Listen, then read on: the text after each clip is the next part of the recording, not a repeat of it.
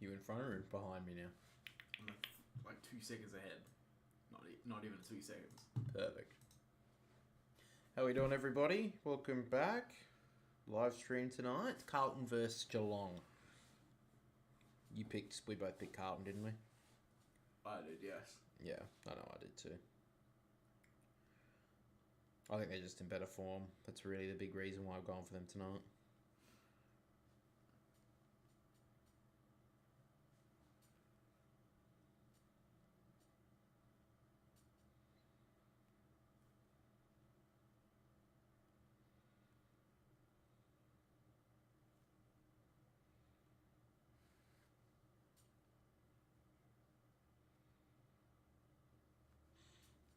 I love how they're talking about Tyson Stengel. It's like, bro, no, for Christ's sakes. Mm.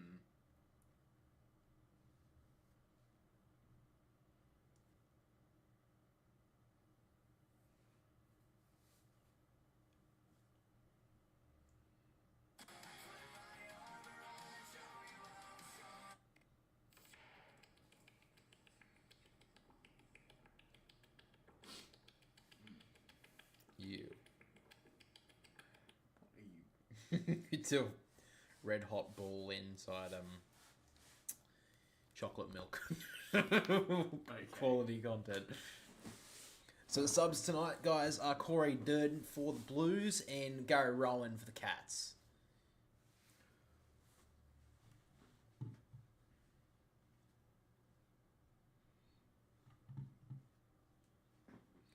$12. Yeah, yours is 1 second in front of me. Yeah, so I'll get the...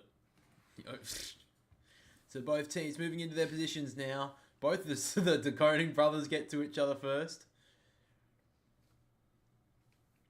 So here we go. Big game. Friday night football. Both teams coming off the bye. Carlton, after the bye, been in good form. Before the bye, were in good form. So were the Cats. The bounce goes down. Here we go. So Tom beats his little brother in the first contest. Bounces in front of Cripps. Pushed out of it. Tom DeConing goes in. Handballs out wide towards Walsh. Dangerfield gave the handball. Duncan wasn't ready for it. Now Walsh. Ooh. Dangerfield with a slamming tackle into the turf. Yeah, And it's a dangerous tackle, free kick. So that's definitely a couple of weeks, actually. That's definitely... Yeah. pinned both arms, Yeah, slammed his head yeah. into the turf. That's Yeah, he 2 could or be in 3 trouble. weeks. Well, Dangerfield just into the side first time for quite a while, and that's definitely going to be looked at by the MRO. Slammed. Oh, it's almost into his knee. Yeah. Was it into the knee or into the turf? Oh, he's lucky he actually didn't hit the knee, because that could have been disastrous. Mm. So very unlucky there, but Tom DeConing now, inside the forward 50, took it out of the ruck, tried to give it to Cripps, trying to shark it away there from Guthrie, but it'll be another ball up, so Carlton have the early territory in the first quarter. So it looks like Atkins has gone straight to Walsh at the stoppages. DeConing brings it down. Pretty easy call tonight with both of them. So it looks like Sam DeConing lining up in the ruck tonight. Obviously Stanley being left out of the side because he's injured. Oh, fucking... Did you see that? Yeah, and he was in the first emergency as well. It's like... He's very injured. Yes. So back in the ruck, Sam won it down, gave it off to Tui, missed Guthrie though. Williams playing up forward, goes long into the outer pocket, bounces just in front of Curnow and Henry, happy to take it out of bounds. So Chincotta, been tagging the last couple of weeks, looks like he's got the job on Tom Stewart. So he'll be with him all night. So not really surprised that he went to Tom Stewart. I thought it was pretty obvious one. That was pretty obvious. It's been the way to really stop the Cats in the last 5 or 6 weeks. So DeConing took it out of the ruck, dropped it on the ground. Blitzar's immediately met by 2 Blues. So a very stop-start game so far. You can definitely see that Tom's just bigger than Sam and just manhandling him. And against the smaller brother, kicks a big goal to start Friday night. Tom DeConing shoves little brother aside and kicks the first goal. God, that was such a reenactment of me and you playing in the backyard. Yeah, they've been doing that for 20 plus years. Just shoved him aside and kicked the first goal. Easy as you like sort of stuff there from Tom DeConing. He's been in great form the last 6 or 7 weeks, taking as that sole ruck role, and he did brilliantly there.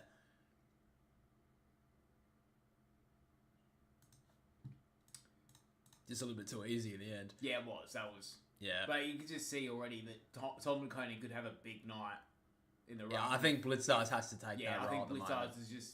Sam DeConey just doesn't look like he can do the ruck role at the moment.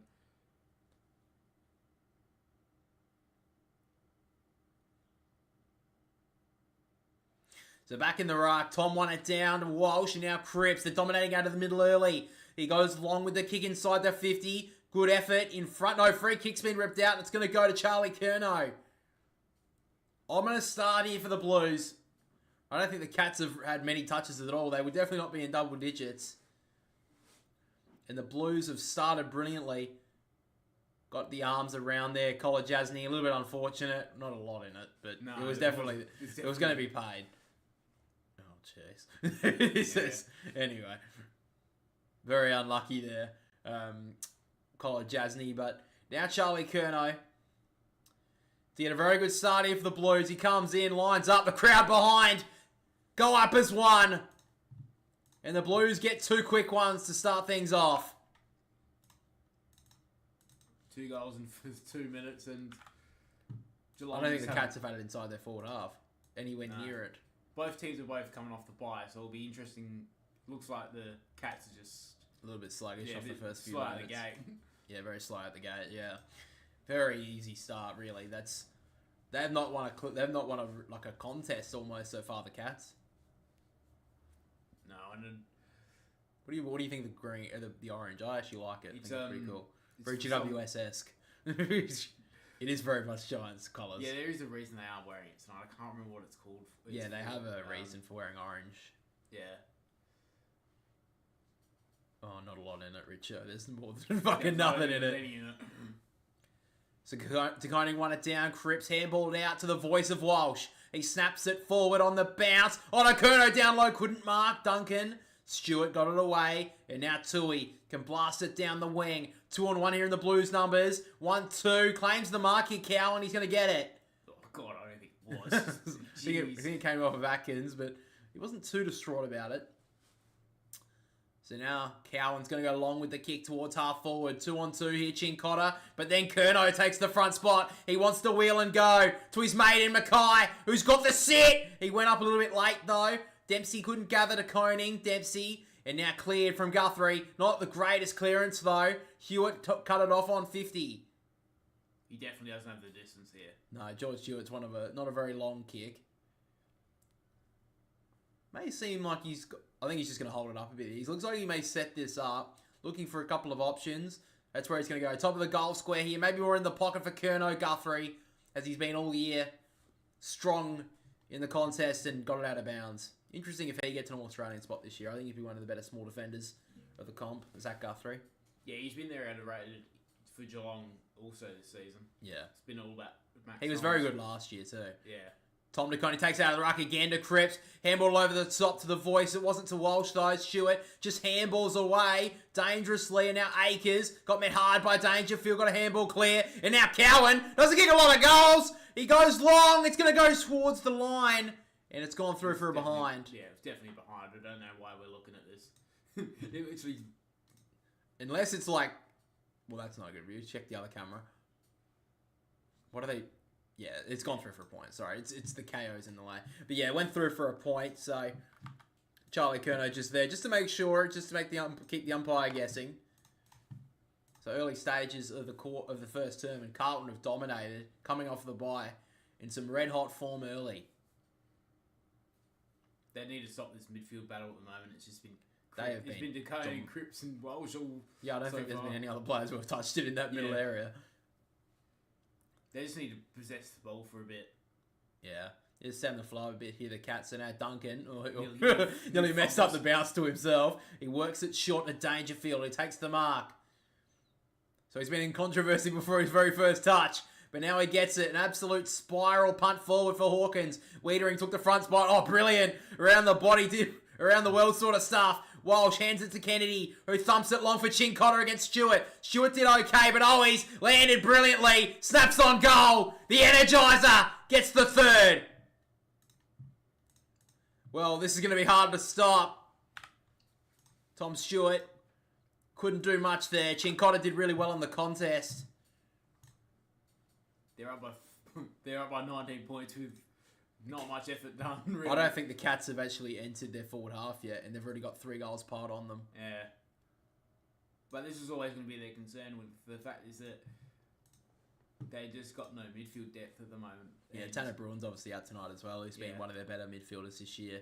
But yeah, the stronger bodies of Carlton's midfield have dominated so far. And, look at this from Weeder. Just around the world sort of stuff. Cripps, Walsh again. Those two are going to combine all night.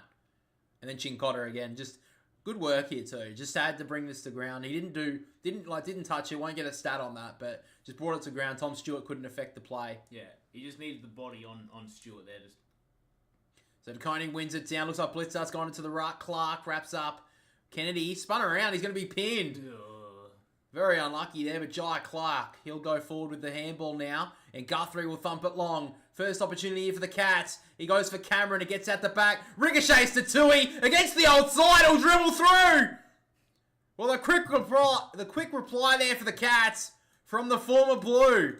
Well, they desperately needed that one.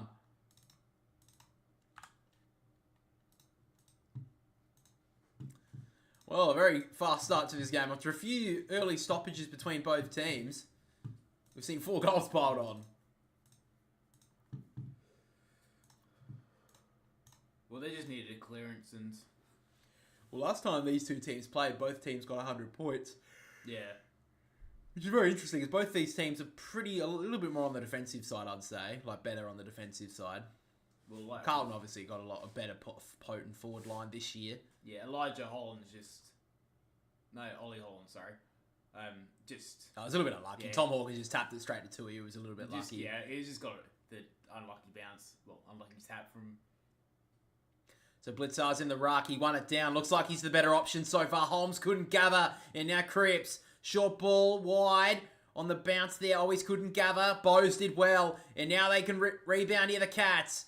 Over the top, Guthrie to Stengel. He can go towards half forward. Good kick in the end to Cameron. He'll want to wheel and go. He's looking for Hawkins. Jams it back inside with a brilliant kick. Kicked off the line. And Max Holmes, an opportunity for 2 goals in a minute here for the Cats. That was great movement there from Geelong. That was just whoever could get back inside forward 50 for the Cats. They just did it quicker than the midfielders of the Blues. Yeah. Well, I think they definitely thought they were going forward with that kick from Cripps, but it wasn't the greatest option. It wasn't the greatest kick to Matt Owies. So now Holmes will line up. Probably leading their BNF so far this year. He's had a brilliant start to 2024, and he comes in, kicks the goal. And the Blues and the Cats have their second in quick reply. Well, it just seems like they've just settled here, Geelong, and they needed to. And they needed to get those last couple of goals just to settle the nerve, because it looked like they were going to be piling on 3, 4, 5 more goals here. The Blues if the Cats didn't get that one. So a good start here for both sides now. Cats definitely lining up a lot younger midfield tonight. Looks like Dangerfield not lining up in there a lot so far. In there a couple of times, but...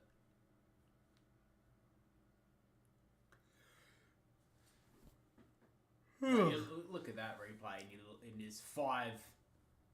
There's 4 Geelong players to no Carlton defenders, really. So Blitzar's with the tap down to Holmes. He's trying to get a handball away. Free kick's been ripped out against Walsh. Will go to Holmes. He'll want to go. He dodges past Kennedy to get it longer. Into the pocket. 1-on-1 is Henry. Went up. Got 2 hands to it. Probably should have marked it. Cameron kept it in bounds. No, he didn't.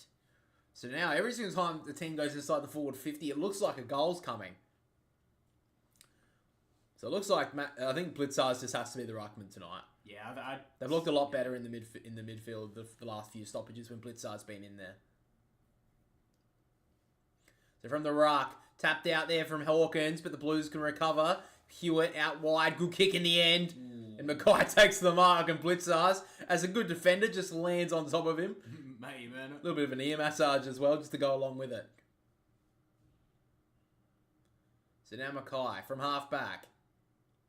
He'll go long with the kick down the wing. Stewart in the front spot. Chincotta didn't even touch it. That was a little bit overzealous there. A little bit too obvious, you would say. A bit too obvious. If he actually watched the ball there, Chincotta, he could have marked that. Tom Stewart overran it. So now in short to Holmes. He can go in short as well. He goes a little bit longer than that. Oh. Terrible kick, though. Had too much on it. And now the Blues can counter. The little kick over the top was nice to Hollands. He wants to wheel back inside. He's got Walsh. He takes the mark. In fact, it's Kennedy. And now at 50, hits the kick very nicely to Fantasia, who can go into the pocket. Brilliant work. And here's the lockdown man. Chin Cotter takes the mark. Chin Gotcha, as they've tried to name him over the past couple of weeks. So now, can he kick a goal? He can. Snaps it brilliantly. Like a true forward, Alex Chin Cotter. Gets the Blues fourth, and right now, Tom Stewart in all sorts. Tom Stewart just hasn't been able to... Hasn't been able to manage with the tag last he's just 6 to 7 weeks. Yeah. We've seen James Jordan go to him. He got locked him down. McEntee as well for Port Adelaide. It's just the option to go to with the Cats. You just have to go to someone who can just lock him down. It's not even lock him down. It's just bring the ball to ground when he's near it. Yeah. Because that stops his meters gained. It stops his run. He can still get some touches around the ground. But like this again, here it is. So, yeah, see, Stewart's trying to read what's going to happen down the play, but then Chincotta just gets out the back. So that's actually really good work, just forward craft as well. So he's not only watching Tom Stewart, he knew that Stewart wasn't going to, have an impact on that play. It was really good work. So back in the ruck, Sam de Koning wins it out of there and got the clearance. High ball towards centre half forward. Going back, Newman, great mark. Oh, there's no way he marked that. Apparently you don't think it was the same. I gave him the kudos for it. Dangerous kick. Stands over brilliantly there, Walsh, and now dodges back inside. He can thump it long. 2-on-1 in the Cats' favour. Curnow couldn't win it. Then College Asmi takes the mark. Not a really good entry there from the Blues. Your commentary beats Channel 7's always. I appreciate that, man. How you doing anyway? Lol's Cow Productions. So de Koning gives it back to College Asmi. He's making it shut down. Terrible option. Got a handball away. I think it was called holding the ball. Kennedy betrays his options, works it in short. That wasn't 15. Oh, he's over the top to Cripps. He spins around. He's got so much time. He goes with his left foot. It's actually going to work. Williams can raffle it. Oh, he took too long, though. And now he's diving on it, and he's going to be in trouble. Yeah. Oh, Paddy Cripps. It was a terrible kick by Paddy Cripps, really. He had no... And then Williams left it for Mackay and then messed it up. Yeah. So Patrick Dangerfield gets the free kick here in the back pocket. Just had to make that better work there, the Blues, but terrible work from the Cats coming outside their defensive 50 with a College Asney play. But now Newman has it now with the lock-off. He goes long towards Mackay, but Paddy Dangerfield more than happy to put his fist through it. So, midway through the first term, the Blues kicked the first three in pretty quick succession. That was always going to be holding the ball. Yeah, but that's been a rule for a long time. Up the Bloods, 100%. So just inside the Blues forward 50, de Koning took it out of the ruck and dragged down. Williams gets it forward on the bounce. Chincotta in the front spot, couldn't gather. Fogarty sits on it a little, got a handball away. Hewitt trying to get rid of it. Now Myers steals it off him. The kick was terrible though, cut off by Fantasia. Handball to Chincotta, trying to break away. Threw it, play on. Coming through his Duncan, he sits on it a little. Umpire circles, and it'll be a ball up. They're trying to get it to Chincotta a lot so far. I don't know about that handball to him, to be honest. And I think they could have just done a little bit better with that. But don't mind them trying to find him early. So Cripps in the ruck, taking it against de Koning. I think he won the ruck. Hewitt trying to get out of there. Kennedy dug it out. Now Cripps got his kick smothered. Bouncing ball is dangerous. Chincotta gathered it well. Got taken down by Stewart. Handballed out. Owies found a little delivery handball now to Hewitt. Stands over the top, Walsh. And now Tui wrapped up. Just the forward pressure from Carlton's really... It's immense at the moment. They can't break away the Cats. So Cripps trying to take the front spot in the ruck, bows. Maybe a high one it was. So Paddy Cripps gives away the free kick. The only way it seems like Geelong were going to get this out at the moment was they were trying to get it out, but they're just going to switch it here. Duncan works it wide now to College Asney. And now Henry. He's got Dempsey on the wing. He needs to go a little bit quicker. He does. So now Ollie Henry here, defensive side of the wing on the outer side. So still 10.5 minutes to go in this first quarter. Helicopter ball down the wing on the bounce. He gathered it well there, Henry. Threw it away. Great pressure there from McGovern. Took way too long there, Ollie Henry. He's been out for a few weeks. just a little bit off his pace, and Mitch McGovern made him pay. Great tackle. So he wants to go long with the kick towards half forward. Mackay in the spot to Coney, slams it away from him. On the bounce to closest with his first touch. At the back to Dempsey. Guthrie. Back to Dempsey. You like to go for a run. He just has to handball it off. They can get through here. Terrible handball though.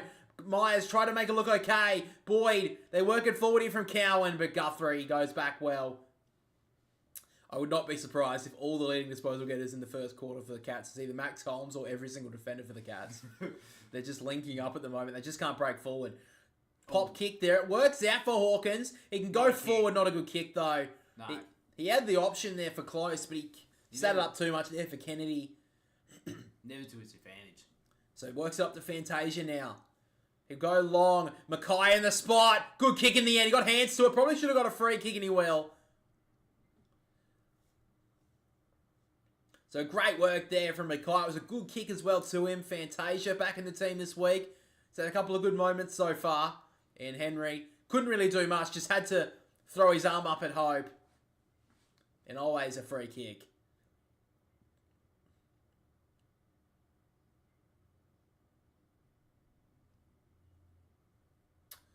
So Harry Mackay. He's normally been good at this season. See if he does it again. Last year, this could have gone anywhere. This year, he's kicked it wide. Goes long, though. Still in bounds to Coney. Got a fist to it. It's not going to get too far. Guthrie trying to take it through for a point, but then had to give it a call at Jasny, who gets taken over by Owies. He wanted to take that over, Guthrie, but he knew he probably couldn't. Yeah. So locked in the forward pocket here for the Blues.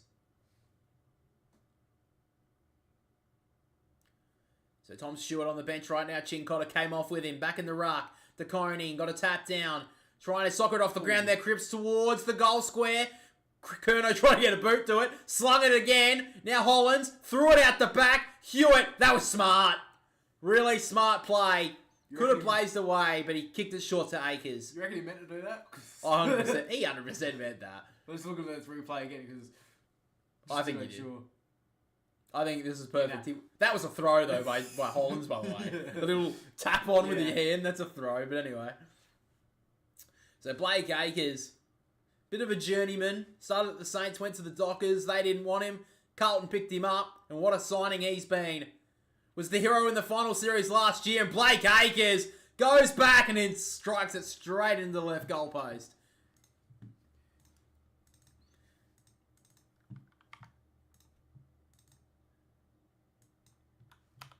So 14 points to the margin. The post is still shaking. But now Duncan, again going on this outer wing here for Dempsey. That was a great grab. He won a wheel and go here. High ball towards the wing. Both the De Koning brothers. Tom couldn't mark. Now Bose dragged to ground there. Good tackle there from Kennedy. It'll be a ball up. So 7:20 on the clock. Blues have dominated the majority of it despite 2 quick goals in a minute from the Cats about 5-10 minutes ago. So one down there from De Koning. Which one you decide. Now Hollands. This is Ollie Hollands towards the wing on the bounce. Got a nice bounce there, Fogarty. But he just escorts it over the boundary line. In fact, that was Williams.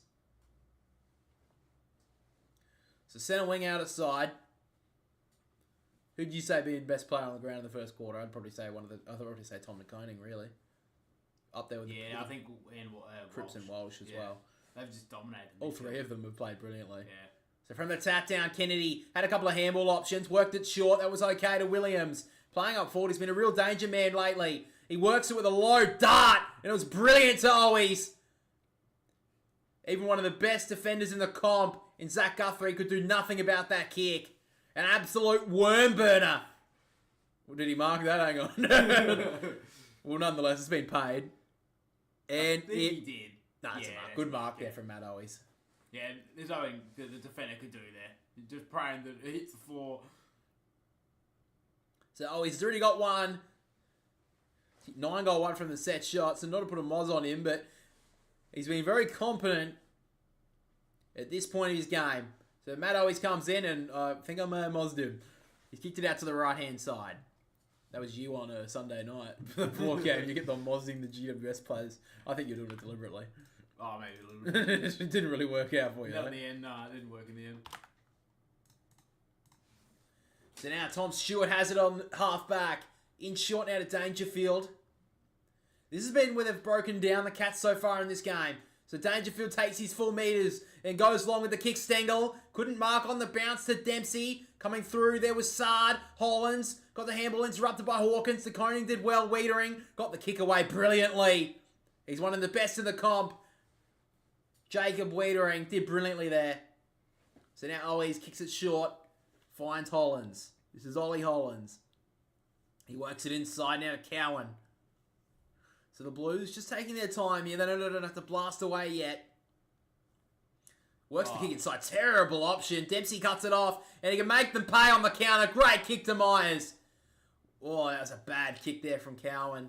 I don't know where he's actually going there, Cowan. He must have just miskicked that. Maybe it was an option in the middle and he just didn't hit it very well at all. I think maybe he stubbed his... No, I don't even know if he stubbed his... Yeah, he's going for that kick for Cripps, but didn't get enough on it. And then Dempsey did really well. Went quickly. And now Ryan Myers, who's been a little bit down on form the last few weeks, but the first half of the season so far, he was all Australian form. And Ryan Myers goes long and can't bring it back. Seems at the moment the Cats just need to take their opportunities because they've only had really 2 minutes of dominance when they kick the 2 goals. Besides from that, Carlton have dominated this quarter. Yeah, exactly. If anything, Carlton have put it on the scoreboard. So Sard works it short. And now Boyd, did a little step there on Blitzars. He won't like that. In short now to Newman. He'll blast it long on his left. To the one-on-one, Chincotta did okay. Stewart did well as well. Williams, brilliant. Out to Chincotta. And now they work it through hands brilliantly. Akers got a long kick in him. He goes long for Curnow. 1, 2, no, can't mark. Hit the ground though. Back to Akers. Inside handball to Hollands. He can go on his right boot, snapping towards goal. In the goal square. Can't mark there. Tom DeConing landed well. Back to Ollie Hollands. Akers, they thread it through brilliantly. Fantasia can't get rid of it. Dempsey got the handball clear and it bounced out of bounds. Oh, they were dangerous there, Carlton. They just couldn't find that clean handball to get someone out in the clear.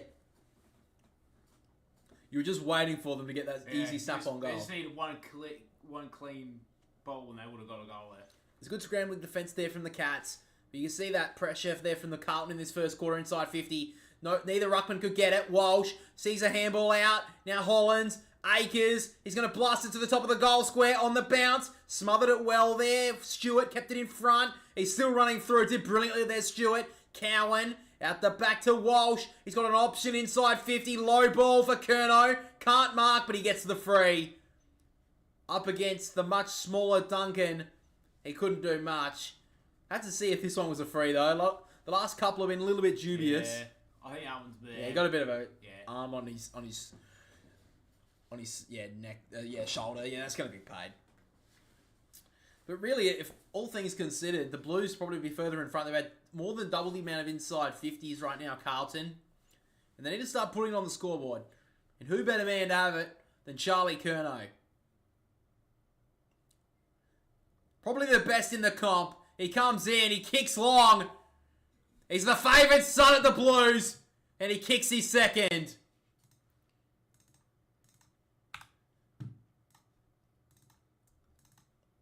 Well, it's going to be hard to stop tonight, the Cats. They just don't seem to have came in with the game plan just yet. They haven't really brought a lot so far in this game.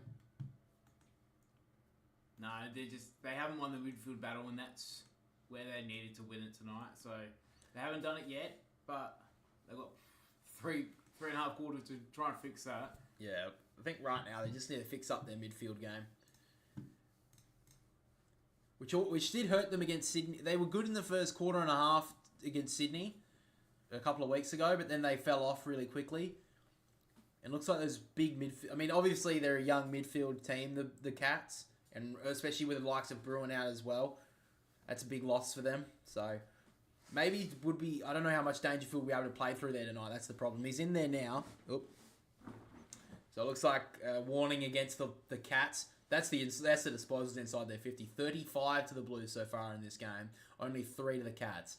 Holmes gets the handball out. Dangerfield to Atkins over the top. May have got a high one. Looks like they're just going to slow down a bit here. So we'll come back to Atkins. Nearly took his bloody... Yeah, took his head off. Oh, the kick inside was terrible. Missed Dangerfield to Koning. Gave it back to him. He's just going to blast it long in hope. Nearly took it there, Bo. Stengel got rid of it. Just out to Henry. Trying to break away. Cameron threw it almost. And now Wiedering can clear. He did well on the bounce. Fantasia couldn't gather. Mullen can work it inside the forward 50. Had too much on it there for close. And now Akers to Walsh again. Inside handball to the Koning. Who had to fight back and get it. Did okay. Cripps about to get taken. Got a handball away. Hollands. Great pressure here from the Cats. Close. Gives it off to Atkins. Inside the forward 50. The little pop kick was brilliant. They did well there, the Cats. They didn't give up on the play. And now Ollie Henry back in the team this week. An opportunity to get the Cats a quick response. He looks like he's about to wind up. They're going to shut down as well. He'll go along to the top of the goal square almost. And Cameron slapped away from him. Play on. Sard held up. Ball up. Definitely not a mark. He didn't hold it, Didn't hold it enough. Let's play on. Yeah, it's play on. Well done there from Ollie Hollands. Never gave up on it. So in the goal square right now here for Geelong. To Koning and Blitzars. Run it down. Cripps way too easy to clear that one. Goes wide on the bounce. Maybe the best case scenario. Henry kept it in for the moment. But the Blues have the numbers here. Walsh to Wiedering. Underground ball was nice. Back to Walsh. Myers locked him up. They somehow get their hands clear here, the Blues. But again, they turn it over. Atkins, the pop kick for Blitzars. Did well to bring it to ground. To Koning. Snatched it out of Stengel's grasp. Missed the give on Kennedy. Hollands. And now Cowan just blasted away down the wing. It will be coming back, maybe. The bounce will matter. Williams gathered it well. And now the Blues. They're streaming through the middle. Akers blasts it long. Not a very good kick at all. And Henry takes the mark. And 50 as well. They had to He's lock running at full pelt, Mackay. I think that's a little harsh. Yeah, I think that's the only way the Cats are going to be able to counter quickly. They haven't been able to do it for the majority of the first term. So now Henry. Short ball now to the lead of Dangerfield. He's been one of their better players so far in this game. So he's going to go towards the right forward flank here. It's a good kick. Free kick should be going there. I think it's Jai Clark, it is. Player going back with the flight there was Kennedy, and had no eyes on the... Well, he did have eyes on the footy, but he took him off the last point, and that's what the umpire saw. Drove through him. Yeah, and took Clark out as well, which is pretty fair enough. That was free kick was paid. Jai Clark got a little bit of the buzz cut going now. So 40 seconds left in the first term. Clark, he's one of their up-and-comers. He's going to be a midfielder of the future. But right now, a really important kick for him. In the shadows of quarter time. Clark will kick just inside 50, 45 degree angle. He comes in, kicks it long. It's going to fade. And it's going to go through for behind. Thumped through by Koning just to make it safe.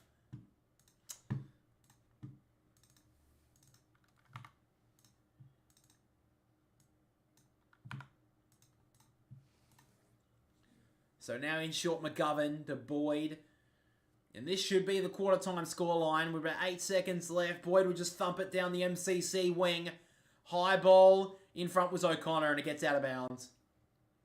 And the siren doesn't sound just yet, but it will in a moment. But the Blues have dominated the majority of the first quarter. Haven't exactly put it on the scoreboard. But they still lead it by 19 points going into the first change. The Blues midfielders just flexed their muscles in the first stage of this game. And at quarter time, they lead by 19 points.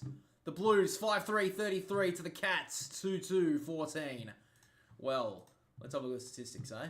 Matt Ollie's, fucking hell. Can't, probably the most amount of fantasy points he'll ever have, let alone in the first quarter. I'd probably say Tom de Koning has probably been their best, I would say. I think that if without his dominance in the ruck, Walsh and Cripps don't get as much of the touches in the first quarter. But also Walsh and that. Not that they've been able to... They've been gathering a lot more from... I mean, Walsh has got 4 clearances, though. Yeah. Yeah, I'd say Walsh, actually. But Dangerfield's been probably the best for the Cats, and that's... He's the only one that's been around, really. Yeah. Max Holmes has been good. For the first half of the quarter. Yeah. For the second half of the quarter, he wasn't really around. It was more... Dangerfield coming to the fore. Yeah, I agree. Where is it?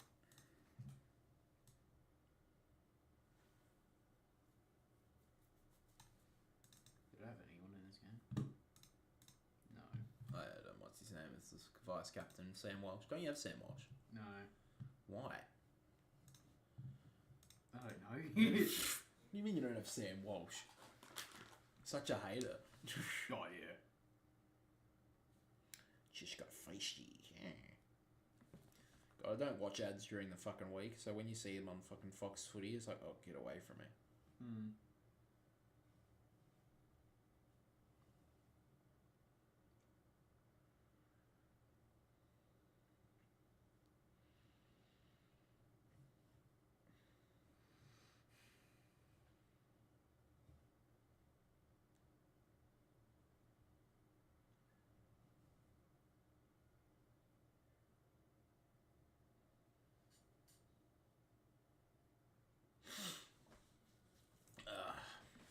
I need to get a drink. Hang on, I'm back in a minute. You have to get up. The fucking chairs. That locks it in almost.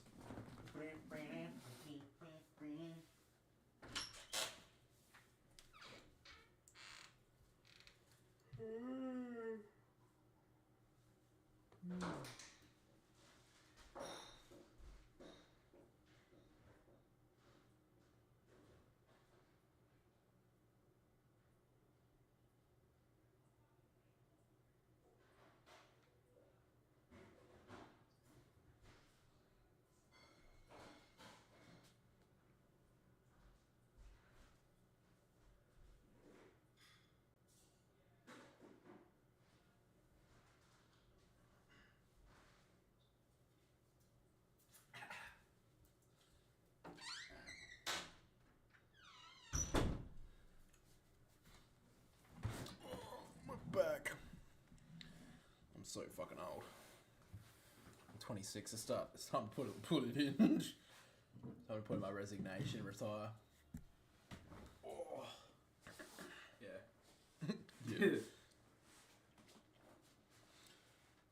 Yeah. You work tomorrow, don't you? Yeah. So you can't watch the Port game. No. Do you think Port are gonna win tomorrow? I don't know. Like, a lot of times, because it's the 20-year anniversary of the Premiership. Oh, it is Like, too. Oh, they were. Like, Oh, that's just cruel. There's a few games this season that teams have Really stood up in front of stood them. up for it. So I wouldn't be surprised, but I just can't. To be fair, North based Melbourne on- didn't win their game against Collingwood last week. Well, yeah, but they. It was a moral victory. Yeah. No, but you're right. They could show up tomorrow. Yeah, Brisbane are in good form though. Not in that good of form. I think they've got to start playing a little bit. I don't think they've been in the greatest of ever form. They've got to still be improving though.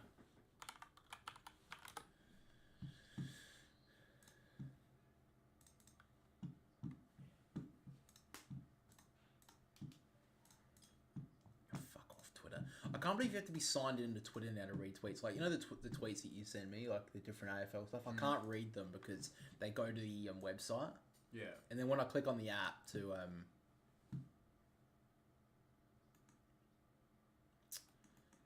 what was it? The yeah.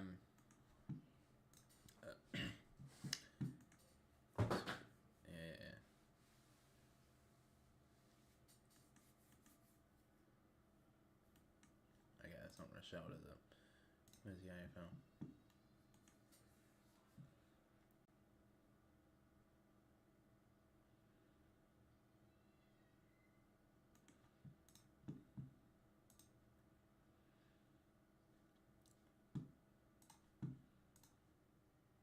Oh, fuck. You dickhead. Close the KO buddy thing on my computer because I'm a god. I'm so cracked.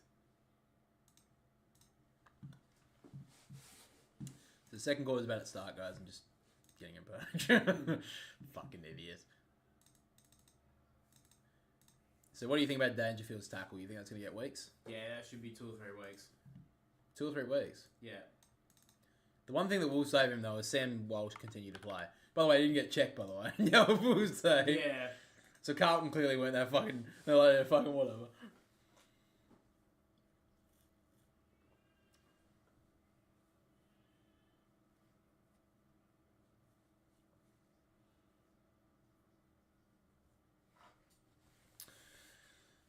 So right now, I think Carlton have really got to just continue what they're doing. But the Cats, I don't know. I mean, it's just going to be through their midfield. But I feel like Blitzars, when he's in there, they look a lot more stronger. Yeah.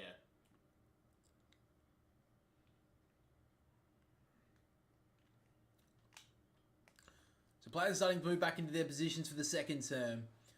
Blues were dominant in the early stages of this game. Took a 3+ goal lead into the first change. But probably should be further in front. And the Cats, you know, that they'll keep on coming throughout the evening. So Sam de Koning again lines up against his older brother in the ruck for the second quarter. That's interesting.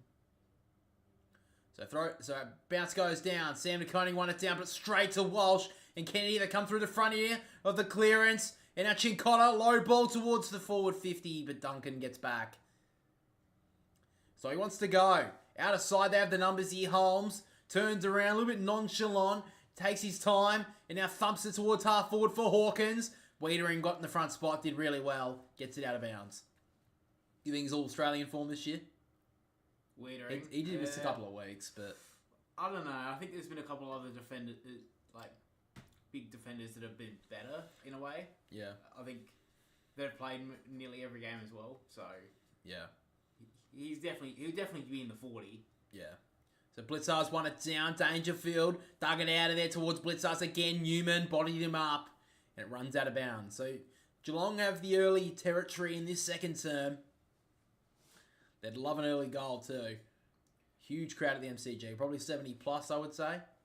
Yeah, you'd say that. Yeah. It's also Hewitt lining up against Dangerfield early stage of the second term. Done a lot of tagging roles in his early career, George Hewitt. So from the tap down, Myers, Holmes snaps it forward. Dempsey plays on for some reason, but with disdain, shrugs off an opponent. And Dempsey snaps it through.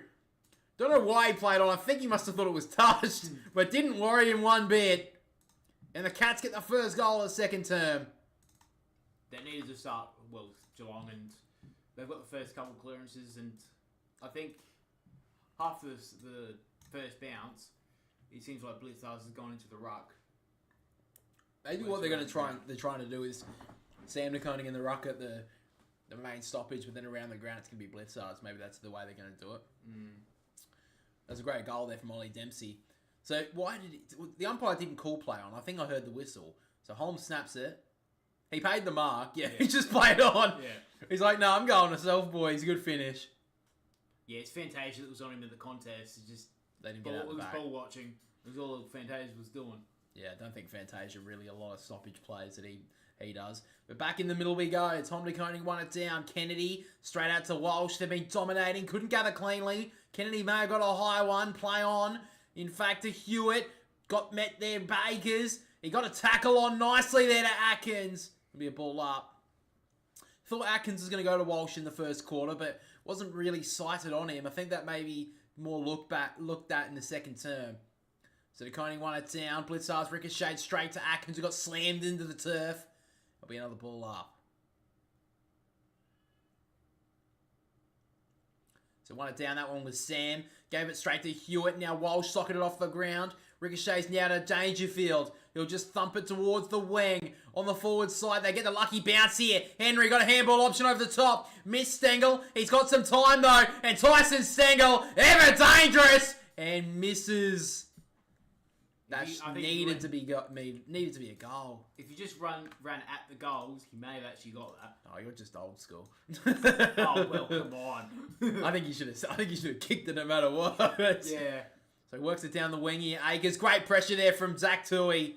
And Akers probably should have marked it, but fumbled it over the boundary line. I think he was looking for the front on contact there. Yeah, I think he was too. But Yeah. I don't know if Tui actually touched him. He just scared him like a little spook. So early stages of the second term.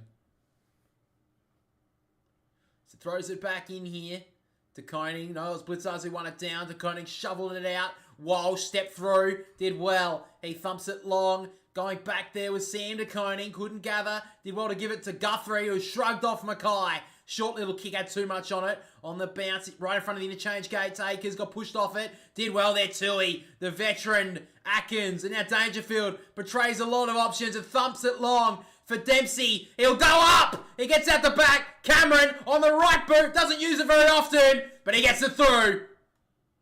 2 goals for the Cats in this second term. They're on the comeback. Great finish there from Jessa Cameron. But again, that's all Ollie Dempsey, I think. Just going back, he had to bring that to ground, or at least cause a contest. And he's been a very dangerous player for the Cats this year. Don't know about the headband, but brilliant footballer. Maybe I should get a headband. My hair keeps on getting in my face. I think the move of Blitzar's going into the ruck has actually helped them here. Yeah, so it looks like Sam DeConing, what he's doing is at the stop, like the main stoppage in the middle of the ground. He's taking the ruck, but what he'll do is he's playing a kick behind the ball. That was a terrible kick by Dangerfield, by the way. That came off the side of his boot.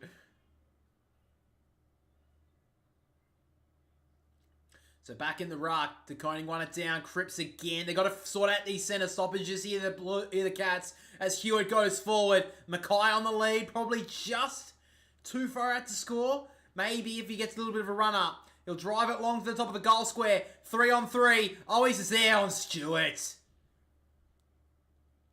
He's one of the best, and Chincotta couldn't do anything about that one.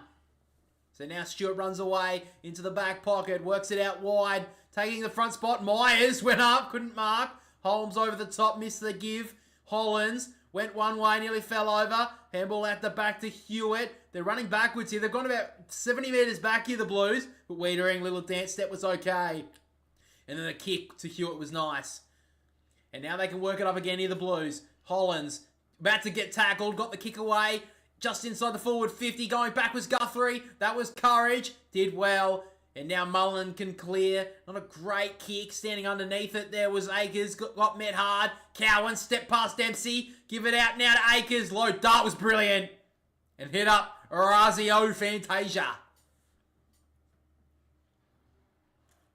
They just couldn't get a simple touch there, Geelong. They just couldn't get this. Yeah, they just couldn't get that clean handball. Yeah, the clean disposal. And it's that forward half pressure again from the Blues. It's just locking it in.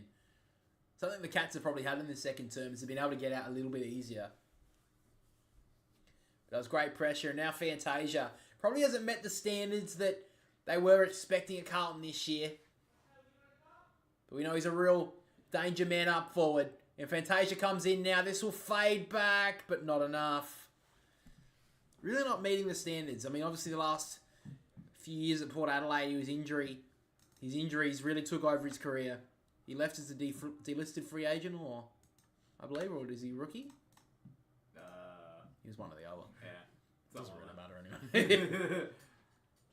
So now Stewart directing the players up the field. He's going to thump it long here for Cameron in front. McGovern thumped it away. Cripps shrugged off Holmes, gave the handball to McGovern, who's immediately met by 2 Cats. It'll be a ball up, about 80 out here from the Blues goal. Don't know about that give, to be honest. This is probably not needed. So back in the ruck, Cripps up against Blitzars. Blitzars won it down. Clark trying to step through a Cripps tackle. Not going to happen very easily. Blitzars got shirt fronted there by Kennedy. It'll be another ball up. And now Blitzars losing the headband. Oh, gets the hair back into position. Very nice. So Blitzars back in the ruck here against DeConing. Hits the ground to Coning. Shoveled it out. Kennedy, Akers. They're just trying to get it out to the clean man. And now it's Newman who's going to jam it inside the forward 50 again. 2-on-2. One couldn't grab it on the second attempt there, Henry. Now they can clear. Guthrie step through with true composure. He'll just get the kick long for Dempsey in a one-on-one. Newman couldn't mark. Gives it back to Sard. Handball over the top to Coning. He's been brilliant. Sends it inside the forward 50 again. And just out the back is Harry Mackay. Almost kicked it to his brother, but just got enough on it to get to Harry Mackay. Sam DeConing, he's just in no man's land, really. Yeah, he's probably just a little bit too far in front of the contest there. Yeah. So it looks like a player's off the ground here getting his back of his leg checked out. Maybe a knee or it looks like the knee's getting a little bit of a touch up. So I don't know who it was. We'll have to see. But Harry Mackay now, he comes in to get their first goal in the second quarter. Good finish there from Harry Mackay. And to be honest, it was needed. Yeah, it was needed. I think the Cats have definitely played better in the second term. So back to 13 points the margin.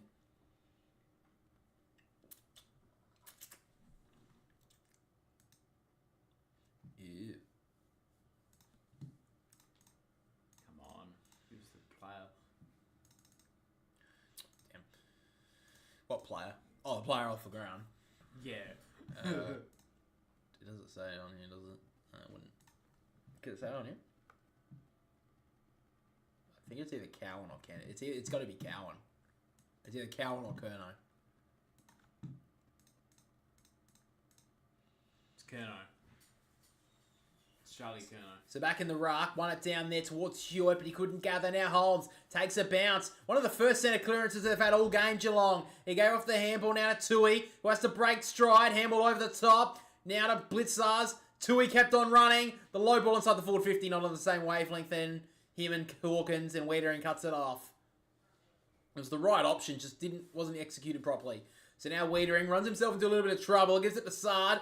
They're under pressure here, the Blues. Kemp has to clear the ball towards Blitzars there. He brought it to ground to Tui. He's kicked one tonight. Handball over the top there for Close to Koning, pushed off it. Close taps it to the voice of Clark, who gets dragged down, should get rewarded there. The Blues, they won't, but cleared there from Owies towards the wing here. Trying to break through there was Newman, who met hard there by his own teammate Mackay, who's getting it slow to get up.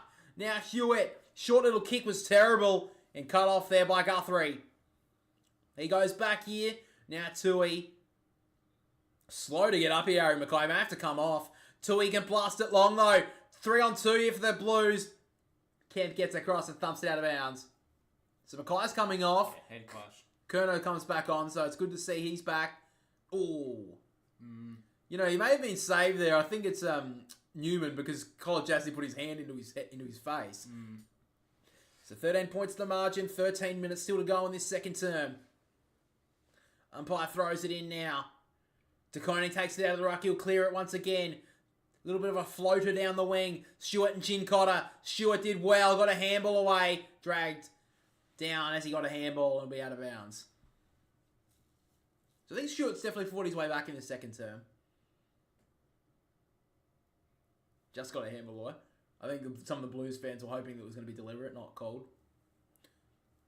So back in the ruck. Blitzars won it down. Walsh did brilliantly. He can work it forward here on the left boot towards centre half forward. Couldn't mark there. Fogarty gets out the back. Curnow stepped through well. Snapped it towards goal on the bounce. Brilliant! Got to give it to him for that one. King Charles kicks a big goal. And the Blues have got the last two. Just fell in his lap, really. Yeah, it kind of did. But that was brilliantly done. But to get it off the swing like that, that's pretty good.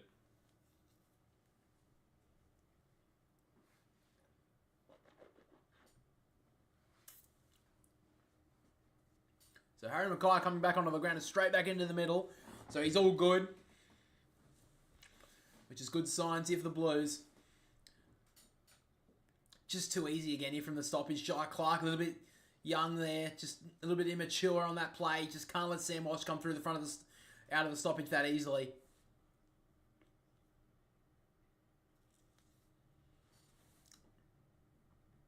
So after the Cats got the first 2 goals of the second term, the Blues have got 2 in reply.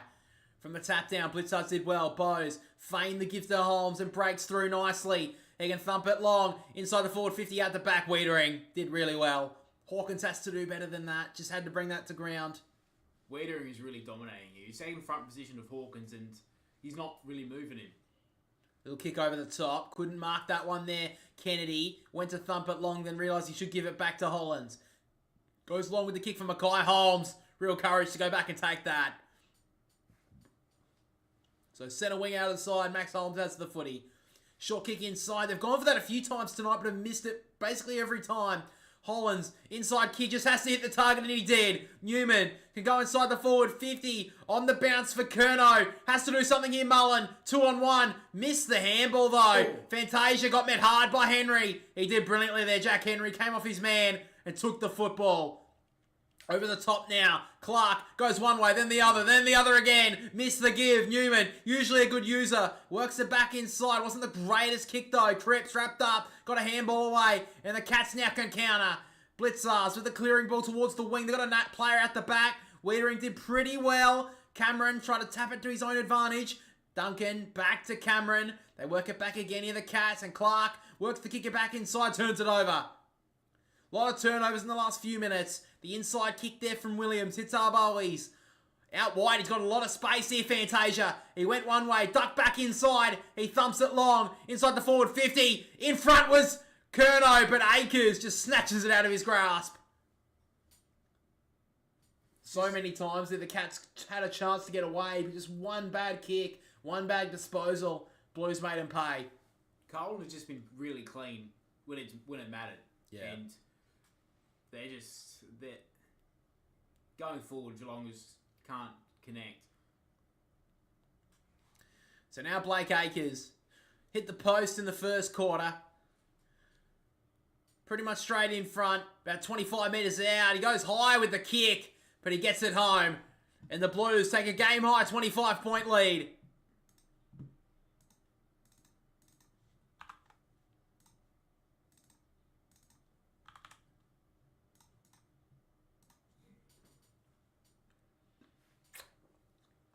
Right now, the Cats just don't have an answer.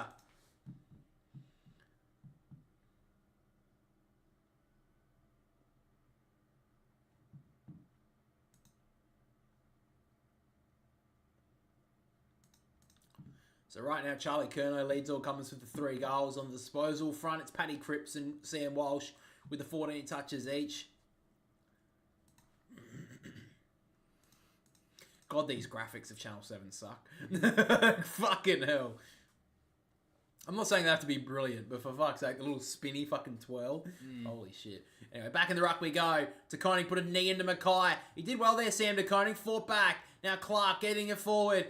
Took the front spot there, Cowan. Couldn't take the footy, though. Dangerfield wrapped up. It'll be a stoppage here, just outside the centre square. Needs a little bit better on the mark there, Cowan. But fought back well on the Dangerfield tackle. Inside give now, Fogarty. Looks like he may have given away the free kick. No advantage, so Carlton have it. Cripps thumps it long again. Williams did well to fight for it, but Collar Jasny can take his time. Works the kick out towards the back pocket and finds Zach Guthrie. So just ticked under 10 minutes into the second term. 25-point leaders. Here are the Blues. He'll thump it high. 3-on-2 here for the Blues. De Koning won it down well. Dempsey snapped it across, did really well. And now Dangerfield wants to wheel in. Oh, he's got a teammate over the top. He has his time. Little kick was okay to Hawkins. Thought he kicked it on the full for a moment. Hawkins, little kick wasn't the greatest at all. Kennedy wrapped up well there by Myers. Stengel fights back. Can't get the handball away. Kept it in. No, he didn't. That was a really poor kick by Hawkins. That really should hit the target. Had to hit the target there. They were away too. So, about 75 out here from the Cats' goal.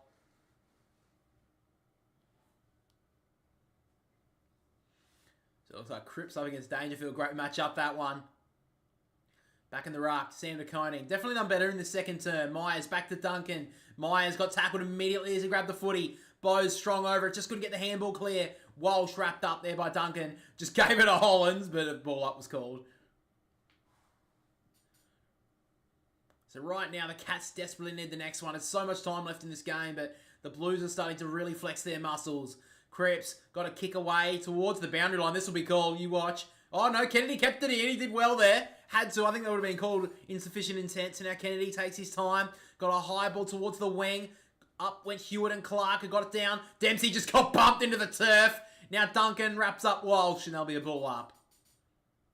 Maybe a little bit of push and shove coming up here. Yeah, that would have been in the... Well, maybe could have been in the back, I'm being honest, but maybe not. Cripps just throws the Koning to the ground, takes it out there. Says, I'll do it myself, boys. Gives it off to Hollands. He'll thump it towards half forward. Going backwards, Guthrie, let it hit the ground. And the Blues are dangerous. Owies gives it off to Fogarty. Back to Owies. A chance here for another one for the Blues. Oh, Matty Owies. The Energizer Bunny. Off and running. That's his third, isn't it? Second, I think. I still can't believe he was dropped during the final series. Yeah, I know. Yeah, I think that's his second. Yeah. I can't believe they actually dropped him for that prelim final, I think it was. But Zach Guthrie, he's been very good all year, but just then he had to make a impact on that contest. He let it get out the back, and then the Blues just had all the numbers out there. You can see it. Guthrie went. He was up against Owies too. I think he knew as soon as he let him out, he was going to get. He was going to look at that, and he drops the mark, and there's just no defender for Geelong. On the back of that play, and Owies and Fogarty just ran it in.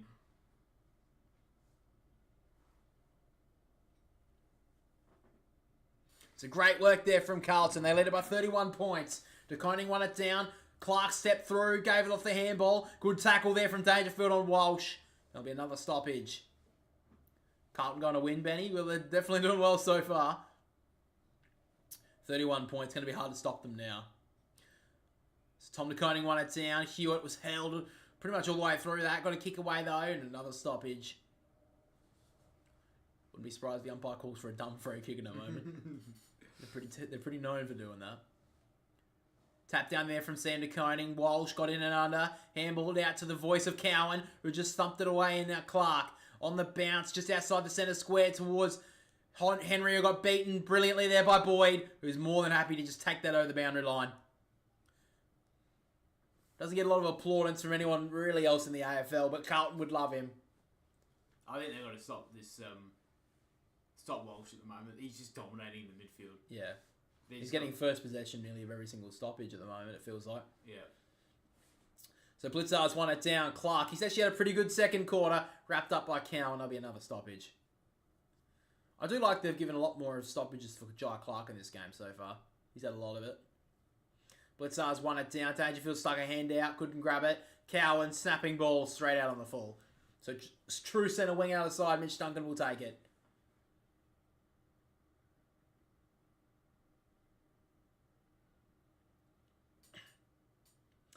So he's going to go along with the kick here, Mitch Duncan, in hope, or pretty much more than anything. He goes for Dangerfield, and he gets hands to it, thumps it out of bounds. Other than Paddy Dangerfield right now, maybe Jai Clark, even Sam De Koning's had some moments. There's not a lot of other players coming with them. No, ever since the first quarter, Max Holmes has hardly sighted it. Yeah, Max Holmes, yeah. He probably needs to get a little bit more impact in it. Tap down there towards Cripps. Clark did well. Duncan did okay. Handball over the top now. Blitzards gets dragged down. Just again, the pressure of Carlton right now is immense. So 7:27 on the clock in this second quarter.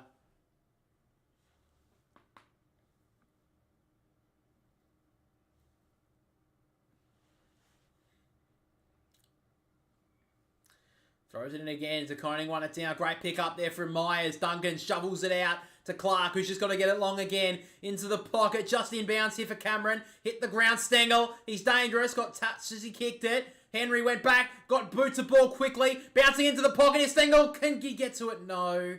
And Hollands professionally took it out of it and take it through for a point. So 30 points to the margin.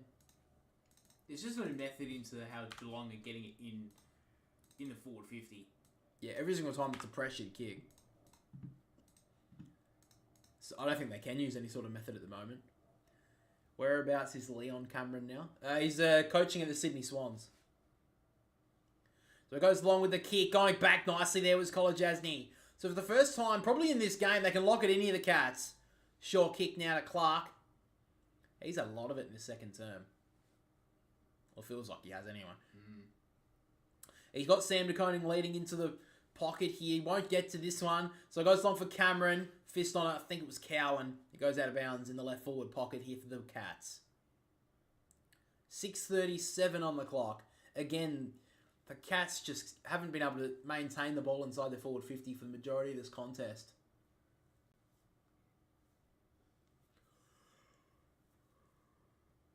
Takes you out of the ruck there. De Koning didn't get tackled there by Myers. Needed to tackle him. Sard, high ball, just in bounds, but O'Connor takes the mark. He'll want a wheelie here, O'Connor. He needed to go quicker, I think. The Blues are just going to get their numbers back quickly. He had a lead-up option there in Dangerfield. Thumps it longer, though. Up went to Dempsey, almost dragged it down. Williams got wrapped up, and it'll be a ball up. About 25-30 out here from the Cats' goal. So they finally get some repeat stoppages here, Geelong. Can they make an impact on the scoreboard? Hawkins slapped it down. Newman couldn't get the kick away. Myers just couldn't grab it cleanly. Got a handball though. Hewitt got met hard there by Dangerfield. Trying to get a handball out to Stengel. It's still inbound. Stengel trying to get Boots a ball. Is it going to go out? Eventually it does.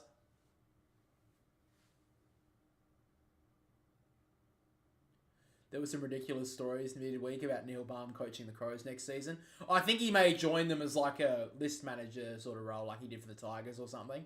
But I don't think he'll coach them. So back in the ruck. Takes it out of the ruck there to Koning. Then got met with a hard hit. Sard gave rid of it. And now Hewitt. Clearing ball towards the wing. Going back with the flight. There was Mackay. Did pretty well. Mullen got a handball away just to Koning. Fogarty stole it from him. Turned it over to Atkins. Now Mullen. Pressure again from the Blues is immense. Duncan did well to step through. Blitzar's out the back to Cameron. Don't know why he's the last line of defence here, but it may work a master stroke. He'll thump it into the pocket. Out the back is Henry. Don't question it. Chuck Jeremy Cameron at half back and he'll do the work. Well, he broke a line. That's something that they haven't been able to do for the whole game. He kicked this ball short here to close, kept on running, and got the ball forward. It was a good kick too. So great work there from Geelong. Just ticked into red time in the second quarter. Ollie Henry back in the team this week. So from 25 out, about 45-degree angle, Ollie Henry hooks it across the face. And a big opportunity goes begging there for the Cats.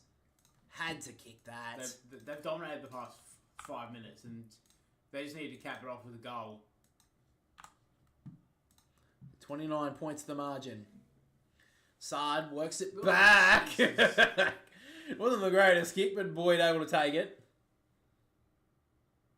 Inside kick wasn't the greatest to Hewitt. Walsh trying to mop it up. It's a little bit too easy. They get out again. Hollands on the left boot. Did well. Hit up the kick there to Koning, who's trying to gather his composure. Gives it off to McGovern, who can work it into the pocket. And how about that for some rebound football there from the Blues?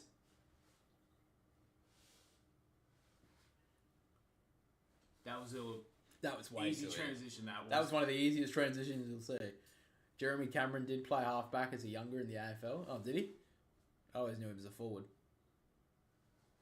So now Harry Mackay. He kicked one in this quarter.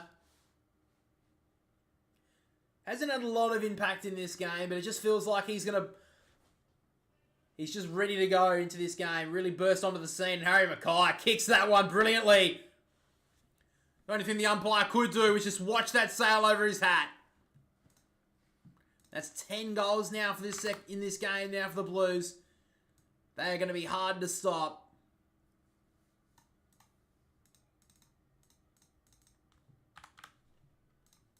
Yeah, for all that dominance that the Cats Geelong had, that it just they didn't put any goals on the board. So yeah, to the Blues' credit, they absorbed the pressure that they've been seeing the last 3 minutes. Yeah. Went down the other end, kicked a pretty easy goal, really.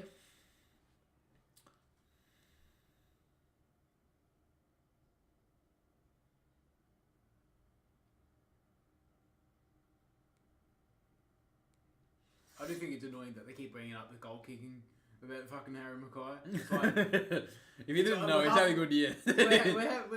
It's talked about every bloody week he plays. Kennedy let it go. I mean, you can look at it the other way. It was talked about a lot last year the other way. Yeah. So Chincotta working it inside the forward 50. Curnow couldn't mark. Hits the ground. O'Connor almost got a high one. Trying to look for it a little. And it'll be a ball up. 3:23 on the clock. Can the Blues get another one? They just said in the commentary, it would be the best quarter of the year, the best first half of the year for the Blues if they can get another goal. So from the stoppage here, Cripps up against Koning. He thumps it to space. Stewart is all on his own. So is Koning, who snaps it quickly, but can't bring it back enough. God, to Koning, he's had a brilliant first half. It'd be really hard to pick the 3-2-1 votes at the moment because there's been so many Blues players who deserve them. So handball out towards the boundary line. This may be an insufficient intent call. It wasn't, but good pressure there from Fogarty.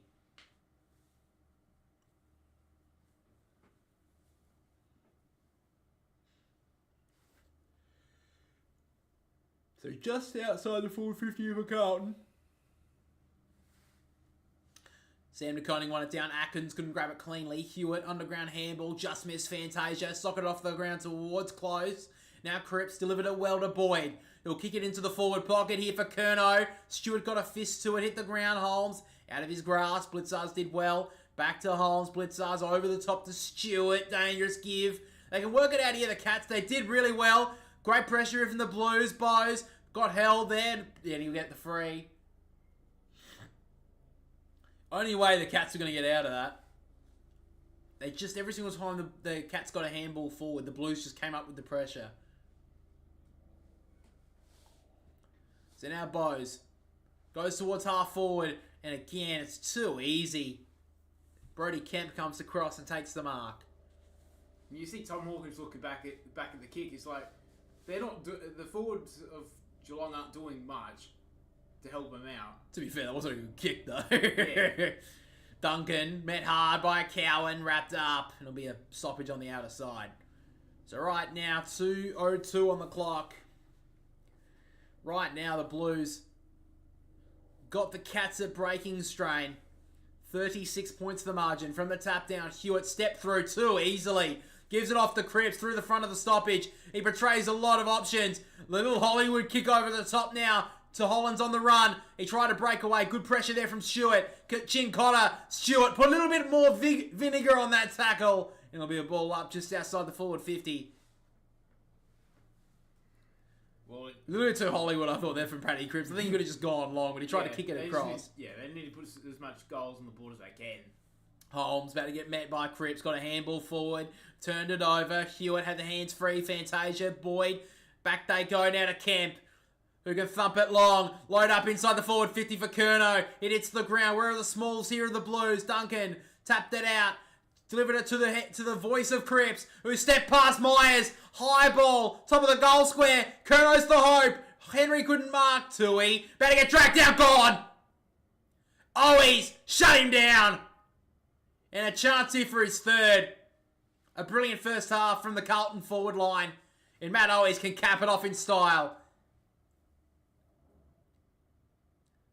Just took that one extra step there, Zach Tui, to try and steady himself, and it was too long. The forward pressure of the Blues has been brilliant this half.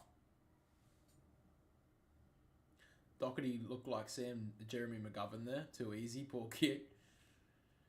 So now Matt Owies shouldn't have too many problems about this one. He doesn't. Holds the jumper. Points to the emblem. And Matt Owies has 3.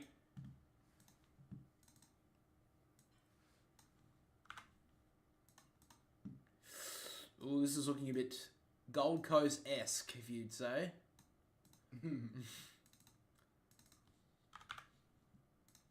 Coming off the bye, the Blues just feel like they wanted to make a statement tonight, and the Cats feel like they're coming off very, very sluggish.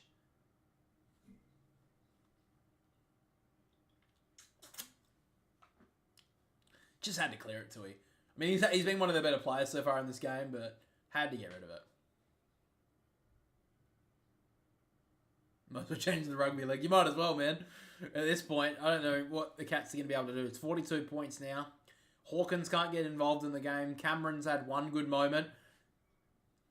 From the ruck again, they'll get it forward. Missed the give, though. Holmes inside now to Atkins. He shakes off, goes inside the forward 50. That's better from the Cats. Could be 50 as well. Chris Scott thought it was. I thought it was. But all the umpire's going to do is call back Mitch McGovern to the man on the mark.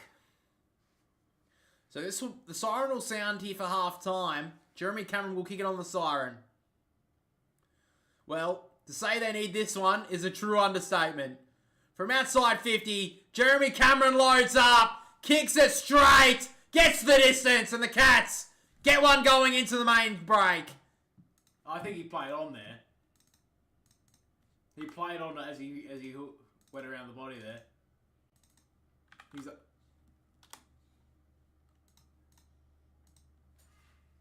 that's play on. That's play on.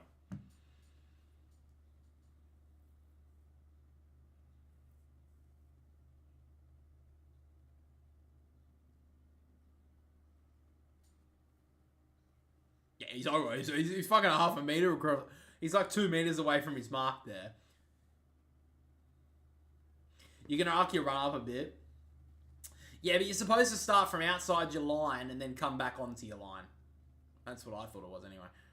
I don't know. I feel like, let's be honest, it's not. I don't think it's going to make a difference. Let's just put it that way. I think what you're supposed to do, like, because he's a left footer, coming out like that, he's supposed to start from out. So his line's here. He's supposed to start from outside his line and then come back to it, rather than starting on the line and then working outside of it. If that makes any sort of sense. I'm trying to direct it towards the camera. That's probably better. All right. So if his line is there, right, he's supposed to come from here and then come back into it, rather than starting from here and then going back out this way. Does that make sense?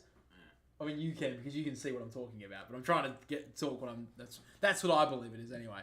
But let's be honest. If we knew, even if we knew the rules to the letter of the law, it doesn't mean the umpires knew what the rule is to the letter of the law. Anyway, we'll be back in about 20 minutes or so, guys, for the second half. Guys, welcome back to a new episode of the Boundary Riders podcast. A lot to talk about today. We're obviously going to take a look at the suspensions over the weekend. A little bit of news regarding the draft. And also, we're going to take a deeper dive into the Adelaide Crows and where they're at the moment. Of course, we have a flog of the week, the tips, and our AFL fantasy breakdown as well. So let's not waste any more time. Let's roll the intro and get straight into it.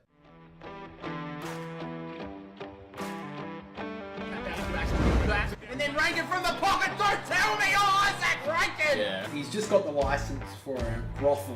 Well, I think Gather Round's going to be AFL this next season. It's at the handle at the back. Nick Dacos to get the pies home. He's done it! So, guys, of course, it does seem like we've got a guest today. A little bit of a guest appearance as of... Well, I mean, are you going to make it every week now, or do you think it's just going to be one and done? Yeah. One and done? Yeah. You graced us with your presence today. Yeah. So if you haven't... Every now and then I'll show up and... Yeah. Yeah. To make the show a little bit worse. So that's fair enough. So, yeah, my brother back. If you guys are new to the podcast, I think we've got a couple of new listeners lately. So, yeah, he's been in and out for the last couple of weeks just because of his work and that. But, yeah, I like when you're here because it's a little bit easier to talk and you stop and you don't give a good rant on. Oh, I mean, I can give a good. I've got a bit of one maybe today. There's not the flog of the week's directed at someone that I like, so it will be a little bit tempered this week. But yeah, I mean, we'll start with a couple of suspensions over the weekend, and two of them are to Port Adelaide because they're very ruthless players. They're dirty. Yeah, they're dirty players. Port Adelaide. So the first one was in the Sandful. In fact, Charlie Dixon was pushed back there after being dropped. He looks like he's going to be suspended for 3 matches for his hit on a West Adelaide player. Unfortunate, but I'm not surprised he got 3 weeks. If anything, I thought it could have got more. Yeah, I think he was very lucky because of the concussion protocols now. Yeah, I think that he's very lucky. It would have been interesting if the AFL, if it was an AFL game, that he hit someone like that, if it would have been taken differently. Yeah. So, yeah. And then another one here was Zach Butters. He was offered 1 match. He is going to challenge it, but he did get offered 1 match for hitting the gut punch to Tom Green. Yeah. So, what do you think about that? Do you think we'll get a week for it? I wouldn't be surprised if he gets off because basically a lot of gut punches and the sorts have been overturned this year. But the thing that could get him in trouble is the fact is that he did get him in the head to finish the action. So... Oh, right. Yeah, he did hit him in the jaw. Sorry, not the gut punch. It was a jaw punch, wasn't it? Yeah. Yeah, sorry. He may be able to overturn it, but I wouldn't be surprised if the week stands. You think it's interesting that earlier in the year when he had a suspension looked at or whatever and it was not given, when there was a chance of him potentially winning a Brownlow, but now the fact that he's not going to win it this year, he hasn't had as good a year, they're more than happy to give him a week. Yeah. You think that's... Look, maybe it's a little bit conspiratorial, but I mean, I don't think there's any doubt that they treat players differently depending on if they're a Brownlow chance. Let's be honest. Yeah, of course. 100%. Do you think that's maybe a contributor to this? Yeah, 100%. He was in the top 5 when he was probably at that stage of the season when he first got cited. Yeah. Now that he's definitely not in the top 10 at the moment. Yeah, nothing's happened. yeah, he gets a week. I mean, maybe he'll get off. I don't know. I think that with a hit to the jaw, no matter the severity of it, I mean, obviously it wasn't that much. Tom Green didn't really flinch. Yeah. Maybe we're just calling Zach Butters weak. But on the other hand, I think it's going to be a week, most likely. Yeah. And there was also another suspension as well. This one was to Dawson for North Melbourne. He has got a week as well.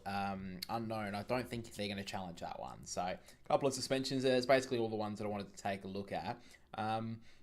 So, we'll move on. We'll talk about the draft. So, if you haven't heard about the draft news and that, apparently if you don't know, over the last couple of weeks, they've been talking about the potential of changing a bunch of draft concessions for fathers, sons, and academy players. So, Carlton in particular are pretty annoyed by it because they were expected to pick up 2 young players, the Camperali brothers. Apparently, there's two twin brothers. Obviously, Scott Camperali has kids apparently, and they're linked to Carlton. I don't think it's going to affect father sons in that too much. I don't think it's going to be that drastic. But Michael Voss has been saying, if the proposed changes are made, then we will fall somewhat well short. Absolutely, you shouldn't be able to do that, making changes, especially this late in the season. Yeah. So I think it was Laura Kane came out today on SEN in an interview, and she was asked, these draft concessions or whatever, will they be coming this year? Or will they be waited till next year? And she said that they might come this year without really much time at all. I think it should not happen now. No. It should not affect this draft. No, they've got 4 months before the draft. Yeah.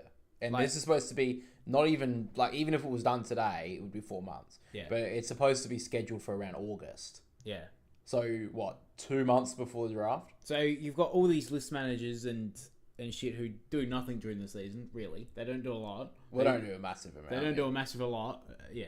But they get to this stage of the season, in halfway during the season, ran their bye, and they're like, oh yeah, what you guys did previously, what you did probably in pre-season. Yeah, the players you've been tracking. Yeah, the guys you've been tracking means bugger all, really. Yeah, take all your plans off the table. Yeah. That's it. You don't worry about them. You've got to make a bunch of new ones. Yeah, so all these future draft picks that these teams have got could... their plans have to change. Yeah, their whole plans change. Yeah. So I think that it's probably a good idea. That I think it is a little bit of an overreaction. I think it's because of the Gold Coast Suns getting a lot of players in the draft last year. That they've made a bit of an overreaction trying to get all this done now. Yeah. But it's just simply way too late. Yeah. To do it now. Yeah. I mean, if you didn't have it in place if you did it even around round 4 or 5 of the season, maybe I would say okay. Even though I don't really like them changing something that late, I still think that's okay. But the point is now it's round 14, 15.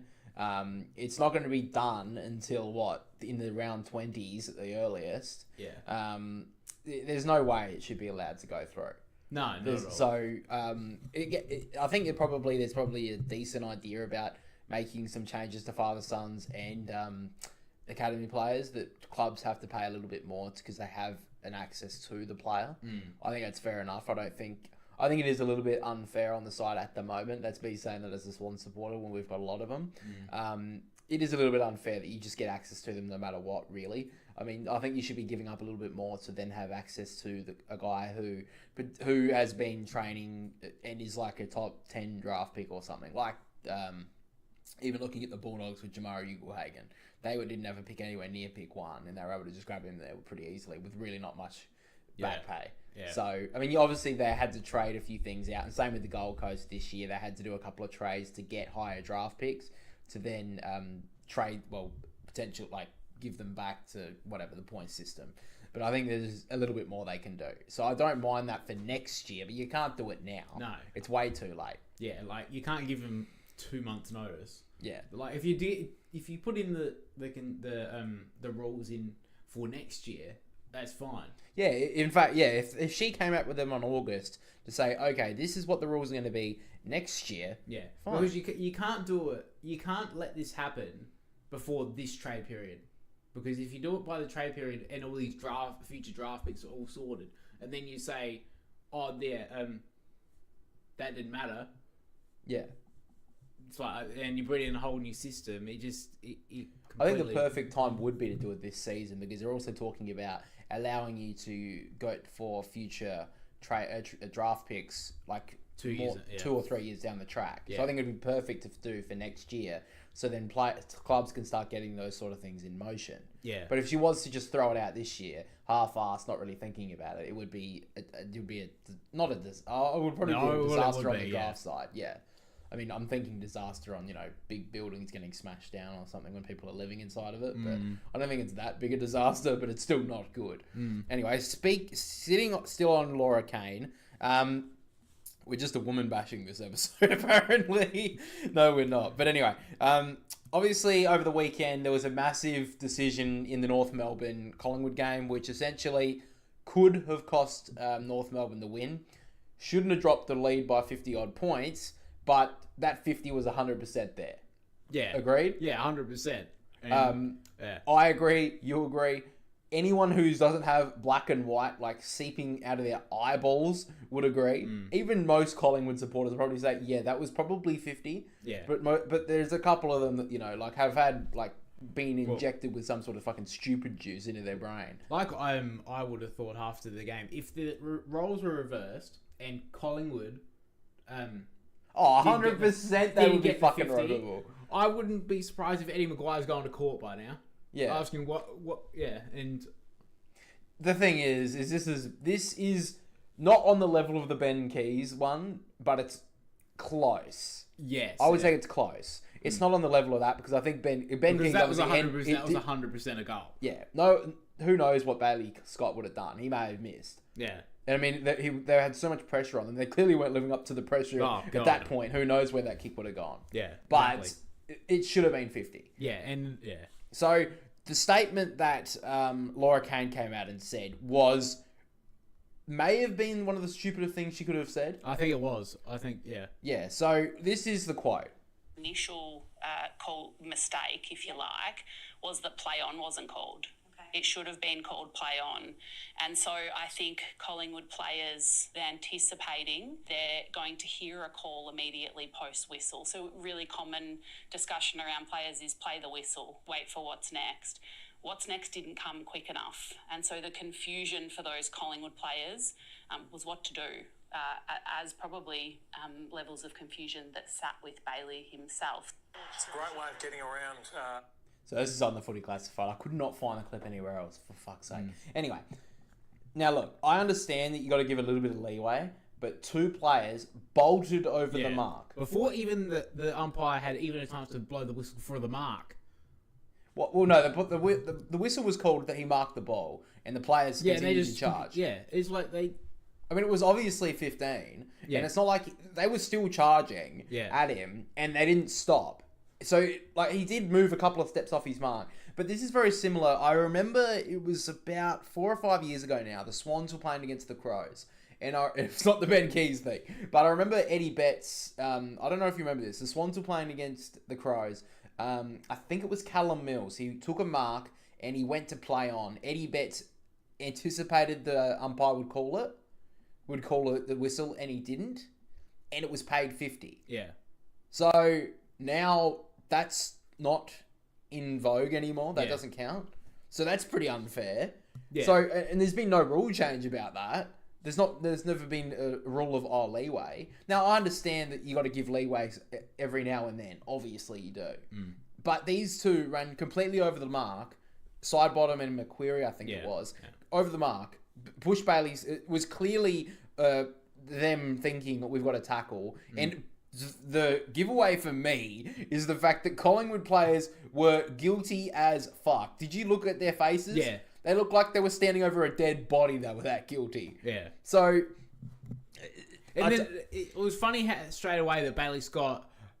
Because he was running towards 50 because he thought he had a 50-metre penalty. Yeah, he does... And then he started running and then the umpire calls play on and then he's like, oh, fuck, I've got to kick this. Yeah, so then he ran to the right and started to go and kick. Yeah. Yeah, I just think that's it's stupid. And I think it's very similar. You know, when you see a criminal or something, they plead guilty to the lesser charge, so then they get a lesser sentence. That's kind of what it felt like with her saying that then. We're going to admit to the umpire getting it wrong, but on the side of the players should have been, he should have been called to play on immediately, which is less harsh than saying to be honest, that giving away a 50-metre penalty. Because it's easier to say that North Melbourne should have been called to play on than we potentially gave up a game. Well, it was like she was trying to blame the umpires because it was like, oh, well, if we blame the umpires, the public will be, oh, well, they finally blame the umpires. And then she's like, Yeah. no, it was, it was the players.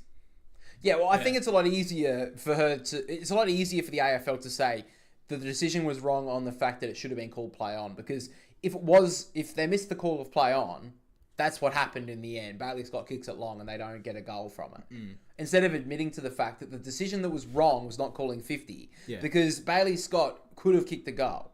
I mean, 8 times out of 10, he's kicking that goal. I still believe that if it was in any other quarter, even if it was at the start of the quarter, the fourth quarter, they would have paid 50. Yeah. Late in the game, they're like, oh, well, we don't want to be wrong here. And we've seen that so many times this year. And they pay, it just depends on the timing of the game. Yeah. And I mean, look, I get that as well. Like, they're human and they don't want to make the wrong call late. But we've seen a lot of times this year that they make the wrong call late as well, on both ways of like not calling it or calling it. Sam Draper, earlier in the year when he did that swan dive onto the footy, and they didn't call it because they were basically too scared to. And then, wrong call. And then on the other end of James Age. No, was it not James Age? Jordan Clark, sorry, for Freo. Yeah, Jordan Clark, or more recent Jai Simpkin when he dove on top of Elliot Yeo. They called him holding the ball when it wasn't holding. Yeah. Well, I mean, it wasn't. Let's be honest. No. That's probably the two that I think of right now. I'm actually thinking of maybe doing a video covering the missed decisions this year, like all those really contentious calls throughout the year, because there's been, from what I can remember, I think 6 this year that could have been changed the games, just basically on free kicks. And I don't think we've had that essentially ever. I think Mark Robinson was saying last night on one of the footy shows that the umpiring at the moment is at its worst in the last 20 years. Maybe ever. So I mean, just on eyeballs fact, you could probably make a case for it. I don't know the exact statistics. And I get that it's a very hard job to do, of course. And I think the majority of the blame has to go into the AFL, not just the umpires. Yeah. I mean, it's easy to just throw them under the bus. Laura Kane was pretty quick to do it, but I'm joking on that. But I mean, I feel like it's got to be on the AFL here. They've got to be better on the training of it. They've got to be better on who they recruit for it, because a lot of them are doing it part-time as well. Yeah. And they're like basically the most important people on the field. If you think about it, they're the ones making those decisions and costing teams games. They're not getting paid enough, which is another factor. But you could also make the argument on the other side of saying, well, why do they deserve to get better pay if they're not doing the job properly now? So there's a lot of swings and roundabouts about this whole situation. But at the end of the day, that was 100% 50-metre penalty. Yeah. I don't know how she could make the issue of, actually, it should have been called play on. It's like, well, it wasn't. So what was the call that they should have made? Yeah. It should have been called 50. And I don't even think he really played on anyway, to be honest. I mean, he did take a couple of steps a little bit. Yeah, but I've seen so many players, even this year, even this probably in that game, that do the exact same thing. And the player, the umpire. I've even seen sometimes the umpire will go, no, come around on your mark and call him back. Yeah. That sort of leeway. But I just think that's a bit crap at the end of the day. And I mean, sitting on the umpires still, you did see the, I think it was Kane Corns was it either this morning or yesterday morning, talking about Nick Dacos getting umpired differently. Yeah. I mean, it's true, but also you could look at it the other way of saying that he gets umpired differently because he gets tagged and gets pushed around a lot. Yeah. So I think that statement is, I love it too, because he's obviously trying to get engagement from Collingwood fans. Yeah. And it worked perfectly. And he does it all the time. So if you're a Collingwood fan and you listen.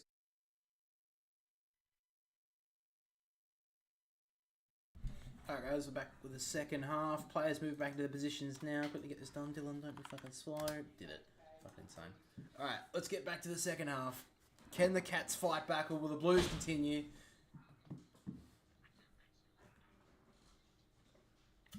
Bounce the fucking ball, bro. It's not your moment. So both brothers gone up against each other once again. Koning won it down. Dangerfield trying to gather. Cripps Warriors in out of it. Ball ricochets now towards Kennedy. Couldn't get it out of there. Holmes trying to reap it out of there as well. It'll be a ball up. So what do the Cats have to do to try and fight back into this game? I think minor miracle. They just need to get out of the midfield, really. They just need to dominate the midfield. Ooh. Like they did to start off the second quarter. Yeah. So Blitzars trying to get a handball away. Just saw Hollins and kept the ball for a moment. Now Dempsey inside, give to Myers. About to get shut down. Got to kick away into the pocket. Did well. And now Jeremy Cameron. Tough angle. Now they call him on his line. No way he's going to snap it from there. So he's kick 2, Jeremy Cameron.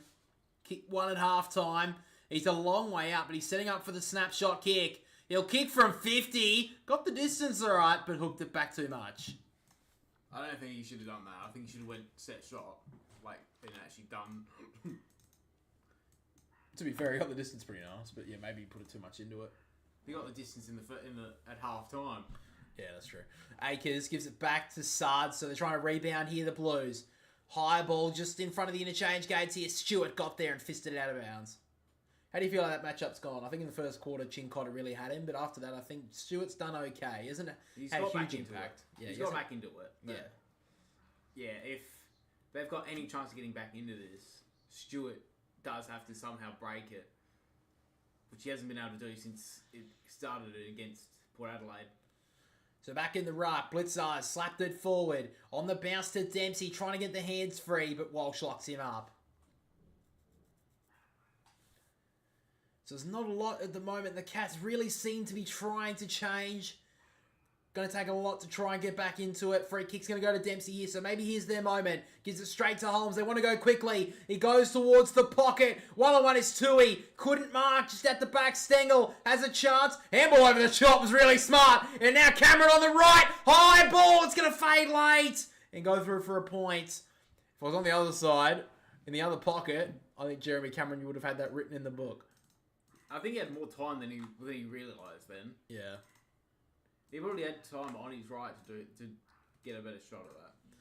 That's 2 misses in the early stages of this third term for the Cats. Newman got the kick away. Again, they're just too easy getting out of this defensive 50, the Blues. McGovern thumps it long for Owies. Took the mark, in fact. Dragged down there Guthrie. And just the forward side of the wing here for the Blues, the stoppage is called. Zach Williams had a brilliant first quarter, a lot of high pressure, but hasn't done a lot since then. Hasn't had to do a lot, to be fair. So back in the ruck to Koning. He has dominated the ruck roll tonight. Gets it towards half forward, but going back with Zach Guthrie. So Guthrie wants to switch it. Goes right back to Kolodjasny. He's going to try and send one through the middle. Terrible kick. And Chincotta was basically on Tom Stewart, but then he saw the kick was not the best, and Chincotta cut it off. That was... He didn't... Yeah. He needed to go quicker if he was going to go to Holmes. He made it too obvious because it was his only option. Yeah. So now Alex Chincotta, he's already got one.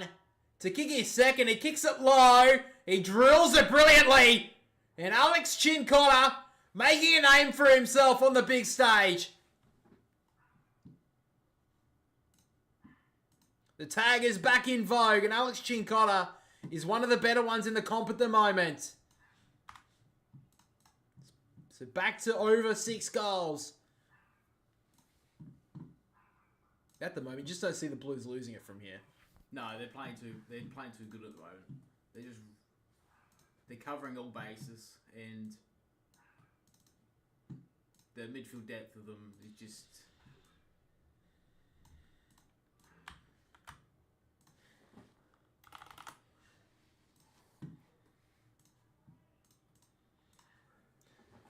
So right now, 40 points for margin. The Blues just continue to keep on firing. Really unfortunate there for Tom Stewart. He thought he did everything then. And then his teammate messed it up. So now Kennedy, again, just out of the stoppages too quick, easily. Walsh gets it forward on the tumble punt. Curnow couldn't gather it in. Stewart couldn't gather the hot handball. And Guthrie wrapped up again. 2 or 3 tacklers at every single play for the Blues over the Cats.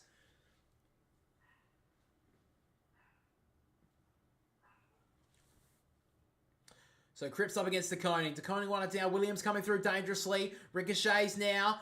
Chincotto wraps him up. Umpire circles and a bit of ball up. So Jack Bowes, it was Mason O'Connor who got tackled there. Mark O'Connor, sorry. Mason O'Connor. What the fuck am I thinking? Anyway. So brothers go at it again. DeConing won it down. Couldn't grab it cleanly there. Kennedy. Now Holmes. About to get wrapped up. Got a handball away. Kolajasny. Handball to the voice of Dempsey, who gathered it well. Low dart. Not a very good kick again. Just when they find that space, the Cats, that kick has killed them. So now Newman works it back. Facade. You'll hear the big oof as he kicks it. No, he won't because he went backwards. Well, they still probably did it anyway. McGovern now, last line here for the Blues. He works it wide now to Walsh. Again, they're just getting it way too easily, just these kicks. So now Akers, he's a thumping right footer. He'll thump it long here for Curnow. Brought it to ground. Stole it out of the grasp of DeConing.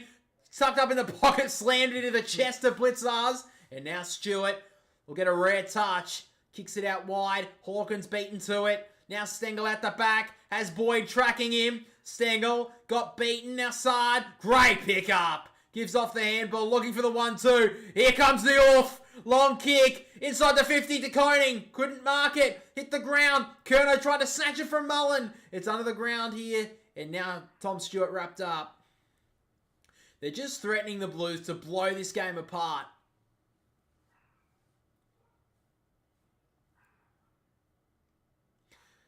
So here we go again. DeConing got the tap down. Slammed away from Kolajasny to centre half back. 2-on-2. Did well there, Henry. Now close. Just got boots the ball. Didn't really have much direction about it. And Sard cuts it off. They just can't connect forward. And that's what's killing them at the moment. So now McGovern, low ball to centre half forward and all on his own is Matt Ollie's. How can this man be alone? He's kicked 3 goals. I don't think he has the distance here, and I don't think he believes he does either. The way he's playing tonight, I say give him a go. So Matt Ollie's, he's kicked 3 tonight. They've been searching for that small forward for the Blues. They've looked elsewhere, but maybe in their backyard, they've had one of the better ones. Always drives it long. It doesn't make anywhere near the distance. It lands in the goal square. And now to Koning. Gives it off to Clark. Low ball towards the half-back line. It goes over the boundary line. And it's called insufficient intent. You can't call that. You can't possibly have called that as insufficient intent. He works it shortly to Hollands. You can't have possibly have called that.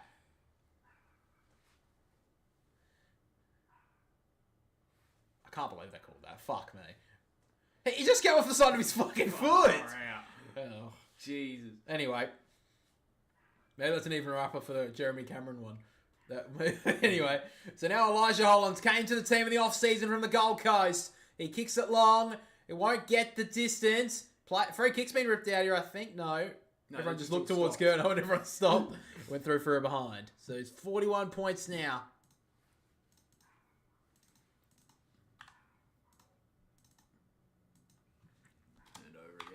Turnover again now.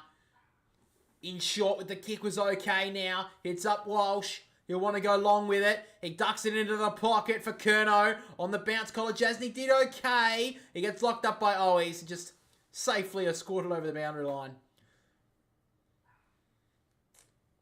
Yeah, the forward pressure has been immense tonight from Carlton.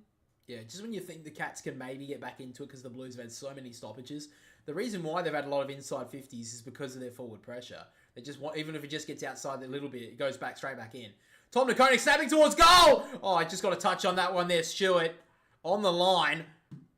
He's had a brilliant night, Tom DeConing. He's polled a couple of votes this year in the Boundary Riders votes, of course. Don't know how many, I'd have to check. He's had a pretty good year. So now Stewart now. We'll go low dart down towards the wing for Dempsey. Leading up nicely was Cameron. If they're going to somehow spark a comeback, he's going to have to be the main man. Went on there, McGovern locked him up. Got a kick away. Got a handball away to DeConing, who got it smothered. Hollands got a couple of options inside. Got a high one there, Curnow, surely. Nothing really Kolajasny could do. They've just butchered the footy a lot of the night and making some terrible decisions, the Cats. Cameron just has to either bomb it long or get a handball away. He took way too long, which put his teammate under pressure, and then The ball quickly went forward again. Great pressure from the Blues. And now Charlie Curnow a chance for his fourth. They're just second guessing themselves. They're so well set up down the ground as well, the Blues, with the Wiedering and that. Yeah. So it's just very hard for them to get forward. So now Charlie Curnow's kicked 3 goals straight tonight. For about 45 metres out, he comes in and he's hooked it to the left. Well, right now the Blues just don't want to put them away. They're just they're just death by 1,000 cuts at this point. 43 points the margin. So Zach Guthrie into the back pocket for Stewart. So now Stewart with a low ball towards the wing. Coming across there, couldn't mark. Now to Koning. Gathered it well. Didn't really look, just put it high. Says one of you leap up for it. Stewart got a fist to it. Wasn't an effective one. Hollins, he's got Chincotta with a handball. He went back. Gave it to Hewitt almost. Trying to gather it. Fogarty. Out to Fantasia, who threw Boots a ball. Going across the face, and Stewart makes a certainty of it. So another behind for the Blues. I think they've kicked 4 in a row now.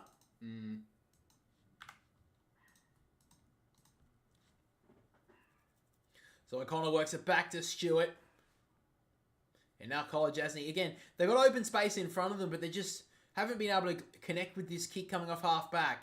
He's looking long now towards Dangerfield. It gets a spoil. Dempsey did okay. Great tackle from Newman. Had to hit the tackle. If he didn't hit it, Dempsey was going to... If he didn't hit it, they were going to get out the back.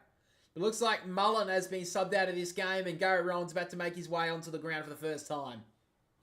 Surely you sub off at all. I thought that would have. Surely you sub. I know Tom Hawkins is a champion of their team, but he's done nothing tonight. That's who I was thinking, that they should have subbed. So now Cripps gets it on the bounce forward to the wing.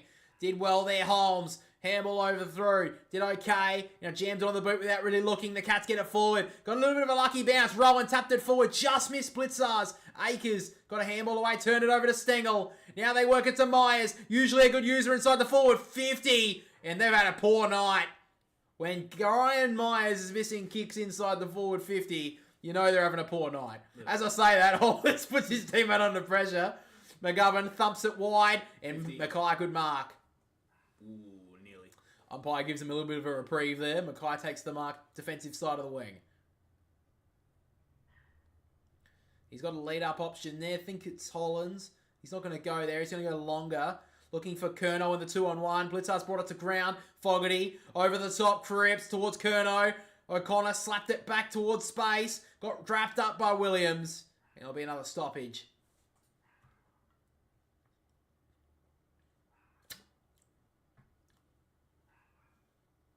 Right in front of the Shane Warne stand. Umpire will ball it up. Tap down from Cripps. Holland's got the hands onto it. Wrapped up immediately.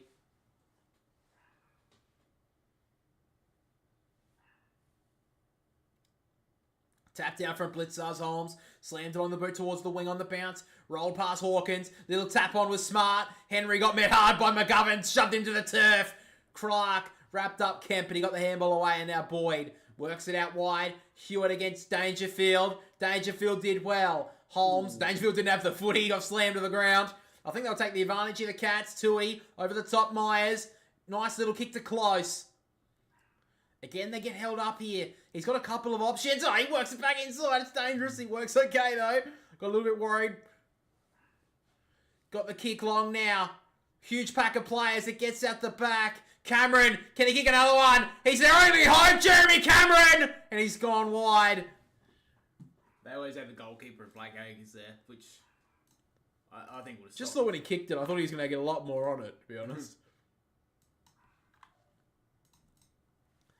So back to 43 points. Think the next goal for Carlton would kill it. Feel like the floodgates will open! So McGovern takes the mark. Just seems like they're able to go for those kicks, though. It just feels like the Cats aren't up to it with the defensive pressure tonight. So now Williams plays on. The Blues trying to rebound off the half-back line. Again, a little bit too easy. Works it inside with the 1-2 now. Williams try to step past Guthrie. Did it a couple of times. Made him look foolish. The kick was nice now. Hits up Hollins. He can wheel. Sends it into the pocket. And Mackay can't gather. Wrapped up by Henry. Rolls towards the boundary line. Fantasia kept it in for a moment. Still in bounds. Henry got a handball clear to Atkins. He'll clear it wide. 1-on-1 here. Kennedy brought it to ground on Rowan. Fogarty looking for a high free kick. Didn't get it. And the umpire will call for it. So 43 points. Just outside the forward 50 of the Blues. I feel like the scoreboard could be really ominous. Could get really blown out here if the Blues get one quickly here. So now Cripps kicks it inside the forward 50. They've got the numbers here. Got a weird bounce. O'Connor jammed it away. Cripps tried to claim the mark. Got a handball away just. Blitzar's wrapped up by Kennedy. And the Blues again with that defensive pressure. Up inside their forward half.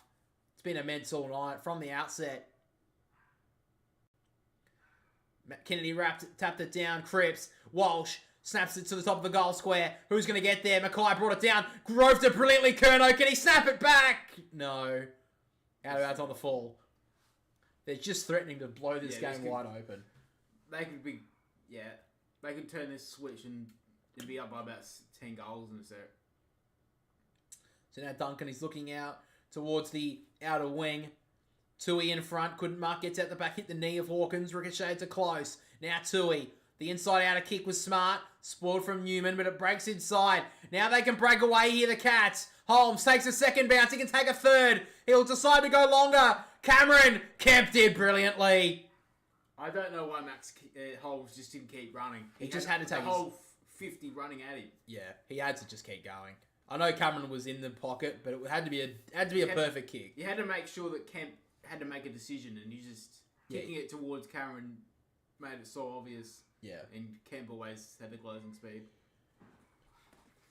So now Hawkins in the ruck up against Wiedering. Hit the ground in front of them, but it should have been called back. Kemp slapped it straight to Hawkins, who kicks it towards goal. Blows it wide. And another one on the full. No team really wants to kick a goal in this third quarter. Feels like both teams are pretty happy with the scoreline. So now Ollie Hollands. Again, they're going to go on this outer wing. Kicks it long towards Curnow. Brought it down. Atkins, good rove. Slung to ground. Probably get holding the ball, and it is. They'll go here, the Blues. The Cats stopped, and they'll counter quickly. Always gives it back to the captain. They work it forward now. Fogarty into the pocket for Williams. Terrible kick. Try to make the difficulty factor at top 10, and he goes long, and O'Connor slaps it over the line. Oh, the Blues. Bloody hell, they could have walked that one in. Feels like they're just trying to be too nice at the moment. Just put them out of their misery, for fuck's sake.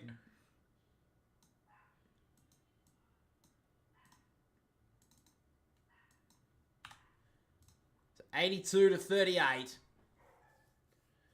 So now O'Connor, the wide ball in for Tui, takes it well. He wants to go.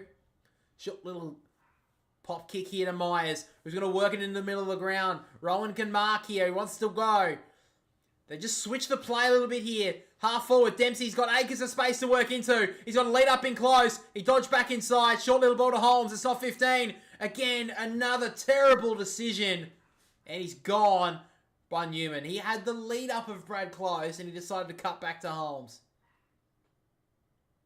Yeah, it's just their forward connection. Oh, not a great kick. That should be gone against Kemp, and it is. Well on there, Ollie Dempsey. Fought his way back. Had to do that. Gives it off to Cameron. He can jam it long. Why? Because he wasn't on the mark. Oh, for fuck's sake. Who cares? You know, Jeremy Cameron wasn't on the mark either.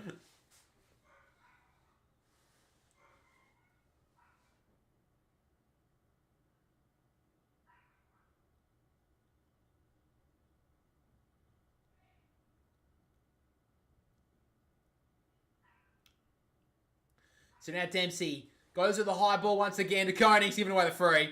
Just put a knee into his brother's back. Has he kicked a goal yet, Sam Koenig? I don't think so. If he hasn't, maybe he's just doing it. His brother's giving him. I don't. He's went a year too early there. Well, he's bullied his little brother all night. Maybe he's felt a little bit bad. You know when you like bully your brother to a point that they just start crying?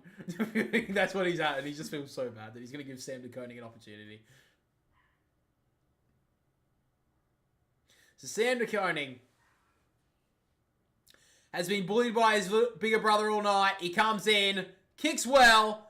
And the Cats get one back.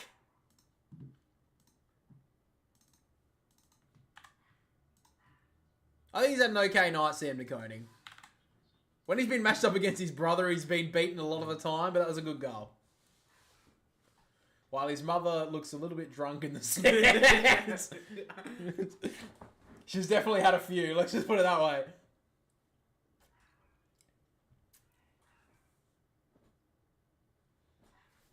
So 5:48 on the clock in the third term.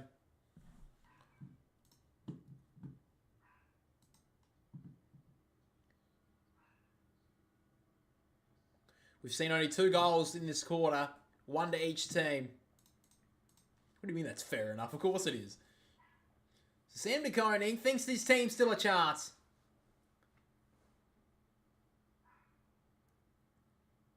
See, that's what I said. So Sam De Koning, a little bit of confidence now. Dangerfield gets it forward on the bounce to close. He can't gather it cleanly. Try to tap it, there was Myers. But Boyd did well. And Cowan over his shoulder sends it towards the wing. Got a spoil onto it. Towards Stewart out the back. He's got to gather it well. Chin Cotter did brilliantly. Got a handball away though. Atkins can thump a ball towards half forward for Rowan. So Gary Rowan now. Almost their specialist sub the last few weeks. Thumps a low ball inside the forward 50. Good spoil from Kemp. Kennedy. Handballed it now to Cowan. Over the top. Trying to gather it now was Kennedy. Williams. Fantasia. They work it welly, the Blues. Cripps now Sard. They just have that extra answer here. Now they can break away. Fantasia. Low ball into the middle. A terrible kick. So O'Connor. If the Cats can get maybe 1 or 2 more going into 3/4 time, maybe just keeps a little bit of the door ajar. So now Rowan goes towards half forward for Stengel. He's been pretty quiet all night. He goes with a shot. Hawkins goes to ground. He doesn't look in a great state.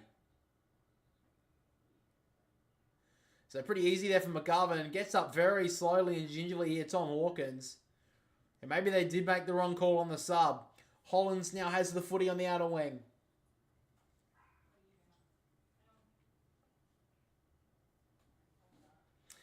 So now he goes long with the kick, half forward. O'Connor is there. Stewart, they didn't talk that one out. He drags it in. He has to get it out. He did well. O'Connor got a kick away again. The pressure's there for Carlton, but Holmes breaks away.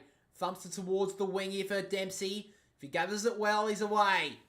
On the wing, the little pop kick now finds close. The Doctor's still on the ground here for Tom Hawkins, who is limping a lot. The kick was dreadful. It's out on the full. Tom Hawkins limping off the ground. It's a big concern here for the Cats.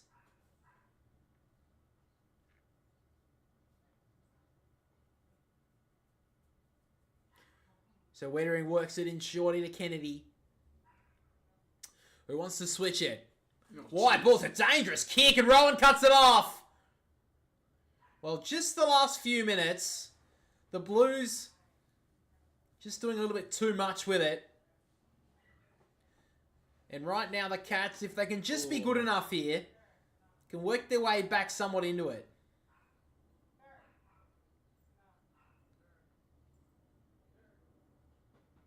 So Gary Rowan came on as the sub about 10 minutes ago.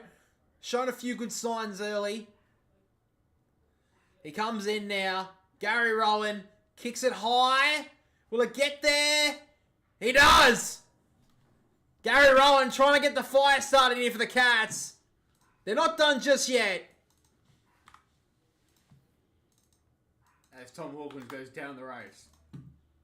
Right now, maybe the best thing for them. Not the best thing for them, but he's not offered a lot tonight. No.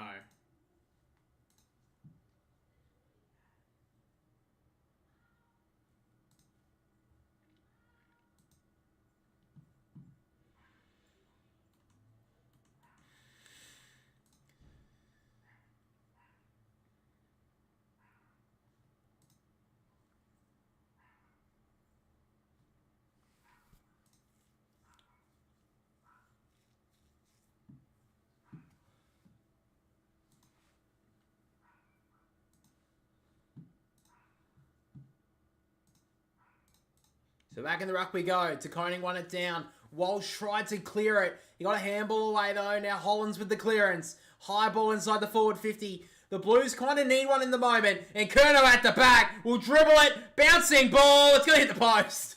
Oh, they just can't buy a goal in this third quarter, the Blues. They're just keeping that door just a little bit ajar. I don't think there's any chance of a comeback here, but just leaving a little inkling here.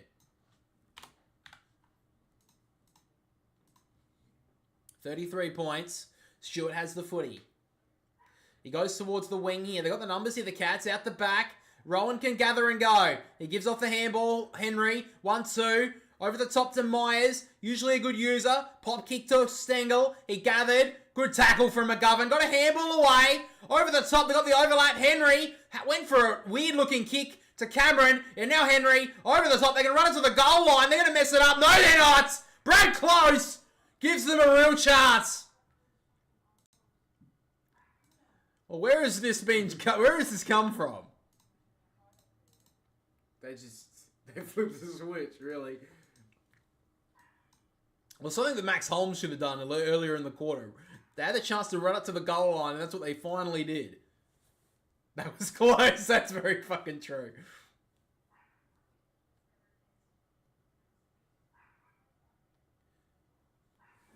Harry Mackay is dropping off this quarter. I think a lot of the Blues have dropped off in the last 10 minutes. He got very lucky this thing. I thought he threw it, but anyway. Oh, I think he did, actually. But I think too many of the Blues players are too busy asking the umpire for the free kick, and then all the Cats players got out the back. So it's 27 points to the margin. They haven't been this close in quite a while. And there's a minute 54 on the clock as the umpire fucks up the bounce.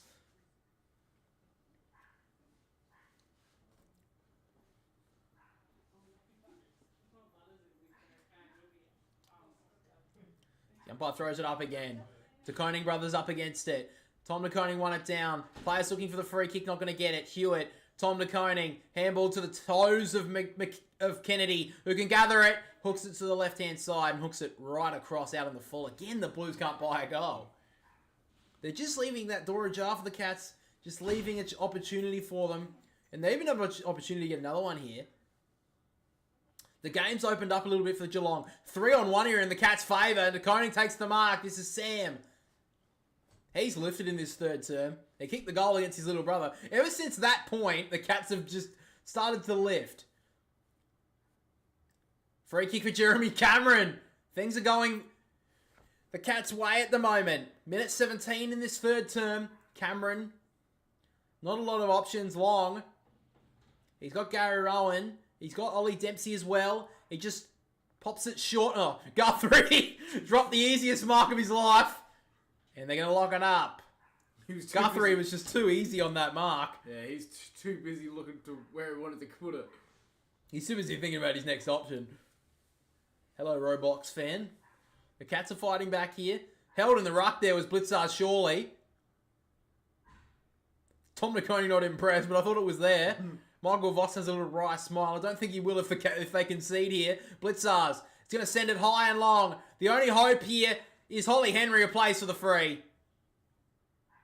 That was a shocking kick. I don't know where it was never to any of the Geelong forwards. So Curnow works it short now. The Blues just with 34 seconds just have to be careful. Not concede another one. Get into the last change with a 27-point lead.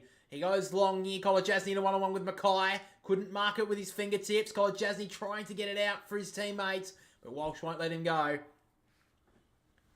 Well, if they get another one here, gives them a real heartbeat in this last quarter. Tap down from Blitzars to Koning. Trying to make it his moment. Couldn't get the kick away. Blitzars to Clark. Snapped it across his body, but it's cut off by McGovern. And with the last few seconds of the quarter, the Blues will still hold a very convincing margin of a 27-point lead. So it seems like a lot, but the Cats kicked the last 3 goals of this game.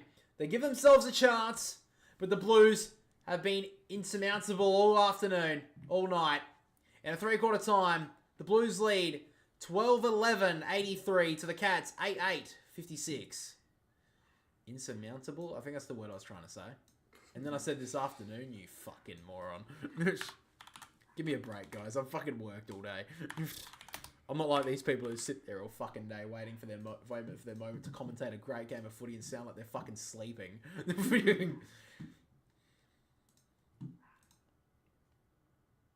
81 Walsh. Yay. Let's have a look at that now, actually. So looking at it right now on the AFL fantasy front, Matt Ollie's top scores actually with the 91, 3 goals, 12 touches, 5 tackles. I've liked his forward pressure game as well. Patrick Cripps leads in the midfield. I think he's been their best player with the 84, 28 touches as well. Tom Stewart, 83 fantasy points right now, which is really surprising me, to be honest. I think he did a lot of that in that quarter. Sam Walsh with the 81 along with Tom Koning. I think that's their 3 best, although Matt Ollie's probably getting close to it. And then Dempsey with a 72 along with Max Holmes.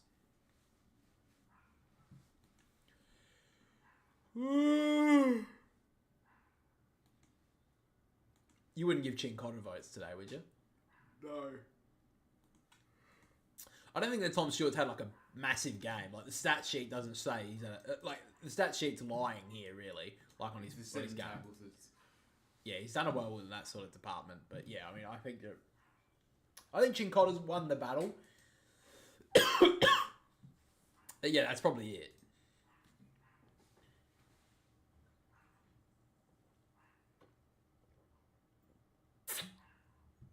Unforgettable.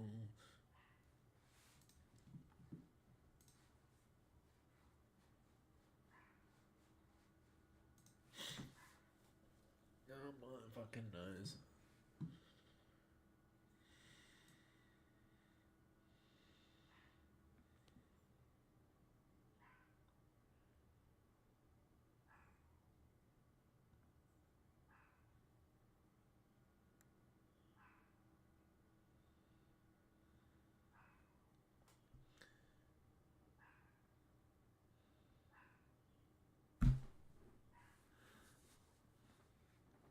Saved it.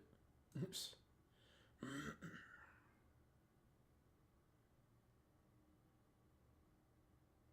What? Mitch Cleary. Richmond Premiership star. No, he didn't.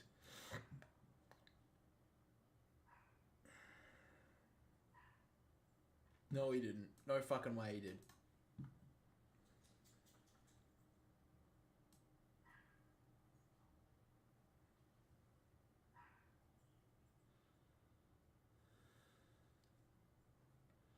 No fucking way. No way would a player in the season do that. Oh, well, okay. This early. I don't think so. Oh, Carlton respects. Okay. The club's leading community initiative strikes respect and equality for the future free from violence. Okay. So that's what the orange is for Carlton tonight. I was wondering what that was. Why is Brian Taylor trending in Australia? Brian Taylor is...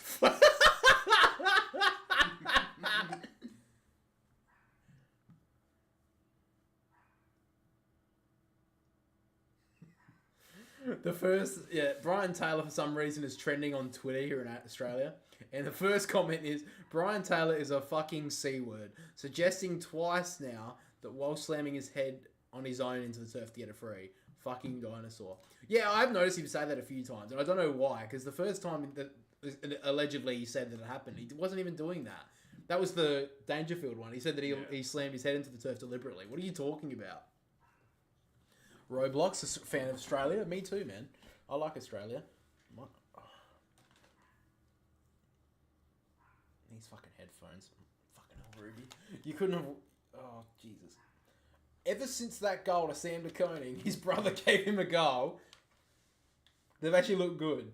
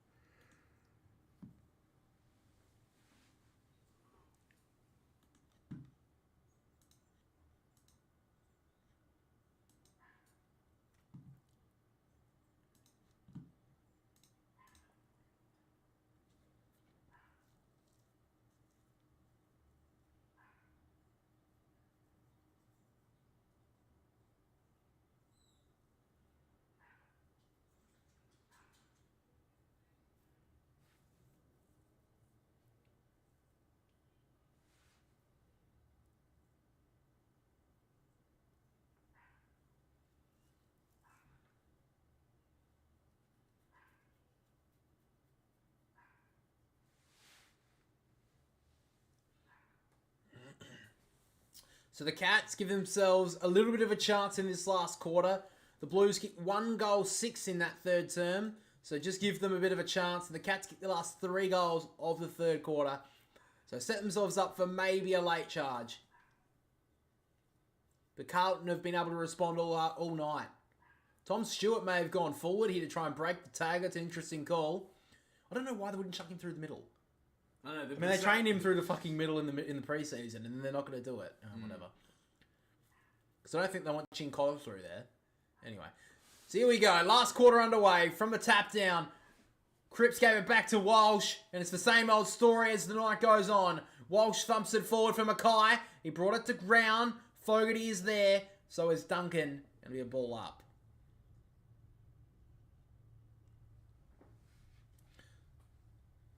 So it looks like Chin Cotter has actually broken the tag here of Tom Stewart.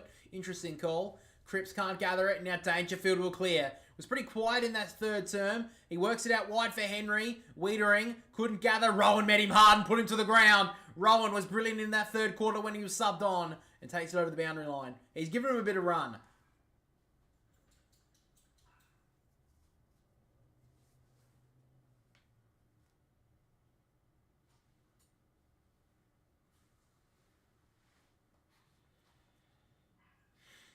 Tap down. Walsh gave the handball through. Kennedy, send it long. Towards half forward to Koning is there. Great mark. He's been one of their best. He got beaten pretty early against his brother. But he's done well to fight back. Short ball now finds Holmes. Do you think they could use him as a full-time ruck for the rest of the season, Sam de Koning? I think it just depends on the matchup. Oh! Holmes pushing the back there on Hollands from post. I think that was a little bit of frustration, if I'm being honest, from the kick. So Ollie Hollands will take the free. Short little kick over the top. Got to Kenny, that'll be 50. So Max Holmes had a couple of bad moments in the last 30 seconds. And now he can cap it off with Chris Scott coming back from the box. And he may be walking back down.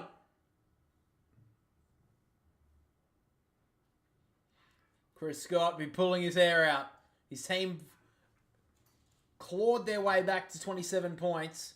And now the Blues can quickly just kick the first goal and just snuff any chance of a comeback out.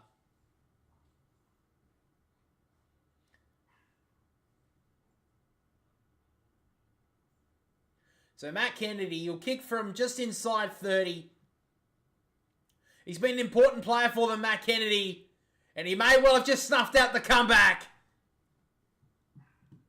Good finish there from Matt Kennedy. They finally kick straight as well, the Blues.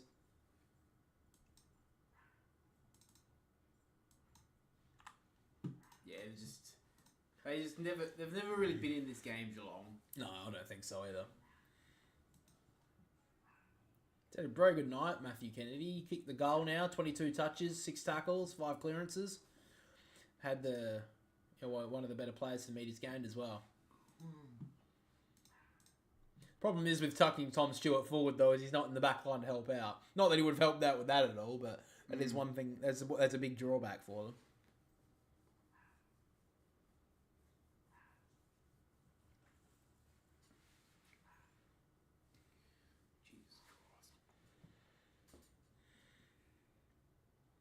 So 18.5 minutes left. The Blues get the first goal of the last quarter. From the tap down, Kennedy wrapped up, threw it away. Dangerfield should get the free kick and he does. Holmes owes them a couple, you would say. Towards half forward on the bounce. Terrible kick again. Hasn't had a very good night with the kicking, especially in the last few moments. Here's a chance. Great smother. Coming across brilliantly there was Fantasia. Holmes still fighting hard. Guthrie threaded the handball to Stengel. Over the top to Tui, and now short little kick to Myers. He's got Stengel in the pocket, but I think Myers should just take his time. Go back. He's going to wheel around here, Grind Myers. He loves this kick across his body, and he's hooked it. Another opportunity goes begging for the Cats.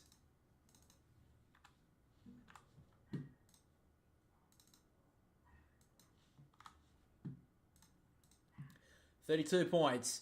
Fantasia has it in the back pocket. Don't know why he's so high up the ground, but anyway, works it wide. And a good score from Jack Henry. So the Blues are yet to use their sub, which is... Who's their sub, by the way? Corey Durden. Yeah, still yet to be subbed into this game.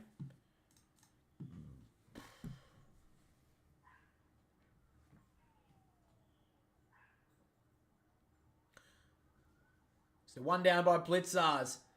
Kennedy gathered it. Walsh couldn't grab it cleanly. Dangerfield threw it away. Dragged back under him. It'll be a ball up.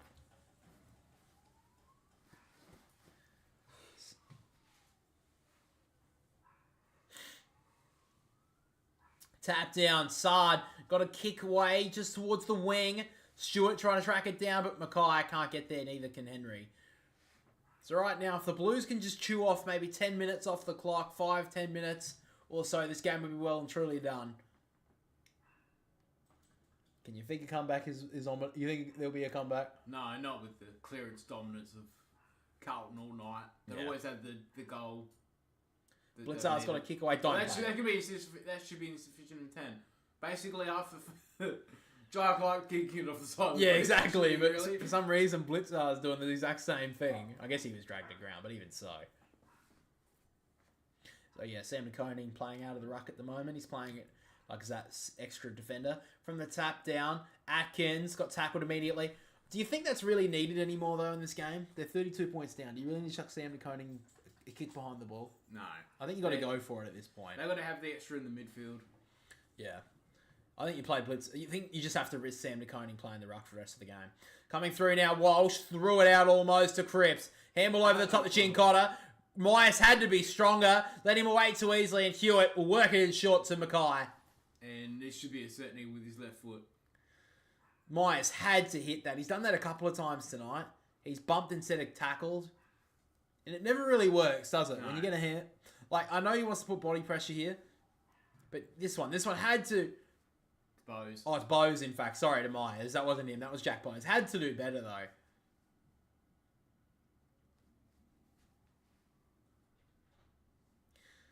So Harry Mackay looks like he's setting up for the straight set shot. A bit surprising. He's tucked up in the forward pocket. Usually a bread and butter snapshot kick, but he looks like he's confident with the set shot now, Harry Mackay. Oh, and why wouldn't you?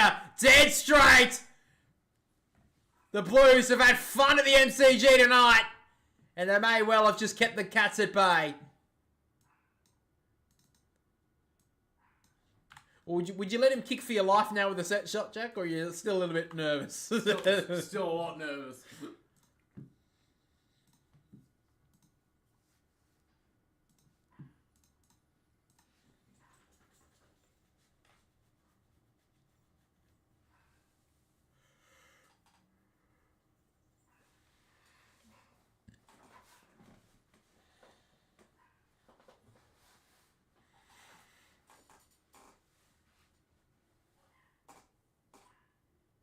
I wouldn't say Chincotta was too strong. He just sat up to it. Pretty poor pump too, by the way. Yeah. Wasn't even a lot in the bump. That's a throw. I think that's a pretty big throw from Walsh. But anyway. Oh, it's shit to watch from Jack Bose. So back to 38 points. Tap down from Sam DeConing. Atkins fumbled. Had time to gather it, but then fell to the ground. Blitzars shoveled it out to Atkins, who started it all towards half forward. High free kick will go to Dempsey. They're going to go quickly. Had a lead-up option of Stengel. He went too early. Little short kick. They're close! Tui got in his way. Close gives it back to Dempsey to set it up again. To Koning. He's been one of their best. Hooks it into the pocket for Stengel. Couldn't mark. Henry is there. McGovern just sockers it off the turf. And lucky of the brave, lands in Tom de Koning's arms. They've had the luck of the green today, the Blues. Cripps handballs forward on the bounce. Walsh body lined it. Couldn't gather though. Blitzars tapped it out. Walsh put a fist onto it. And now Cripps over the top for Mackay. He's got Chincotta over the top. He deserves another one, but it's going to roll away from him.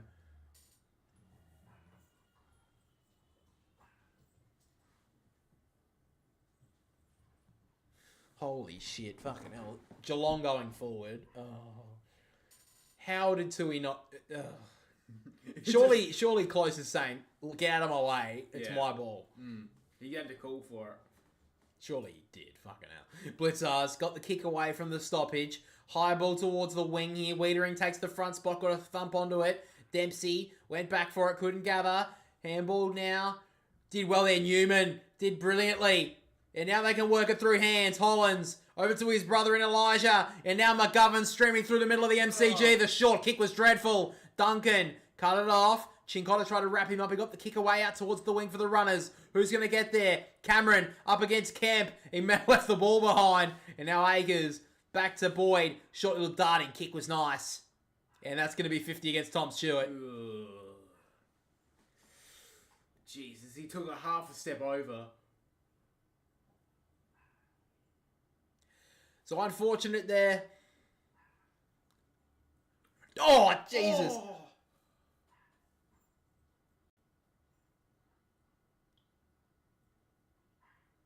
Oh, I got a fucking fair whack in the face with a boot there from Blitzer, said Tom De Koning. That's unlucky. Oh.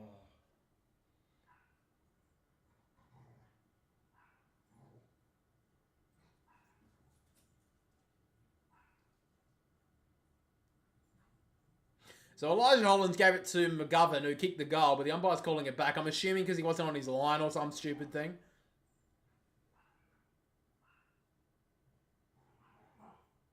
God, that's fucking tough. Jesus. So Elijah Hollins was rewarded the 50 to get them back out to a 44-point lead. Hollins will kick on 50. Got it. And he says to Mitch McGovern, look, I'll do it myself. Good finish. They hit the 100, the Blues. And they deserve this win tonight. They've been the better team throughout the whole contest. And they lead it once again by 44 points. They had the lead a little bit earlier in the third quarter. They let the Cats get back into it a little bit. But as a mature team does... Oh, what the fuck was that? Duke, is that what he did? As a mature team does, though, they just shut out a team trying to fight their way back.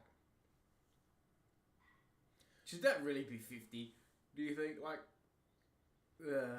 You know, I mean, look, on one side you say he didn't get called back, which happens all the time, which is, you know, if that was consistent, but you can see what he was trying to do, though. So what was that? Because McGovern ran through the mark? Yeah, because what would have happened is the umpire would have said, Mitch, get out, and then he gives the handball, which is not, So Kennedy gives it off to Walsh. Handball got cut off by Atkins. He did well. Little kick over the top on the bounce. No, he took the mark well there, Henry.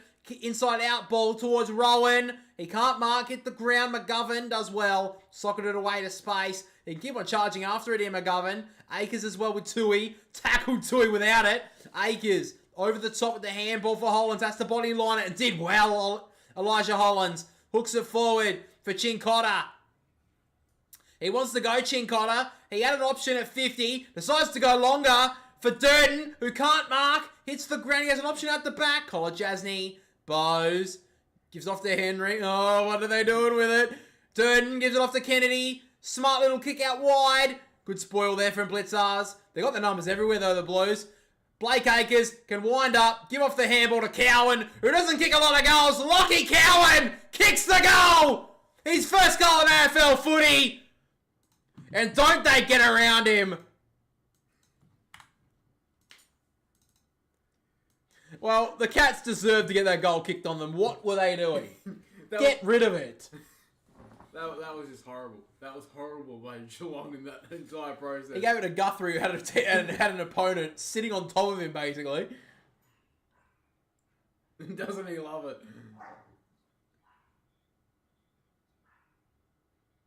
Oh no, they've let someone out the insane asylum.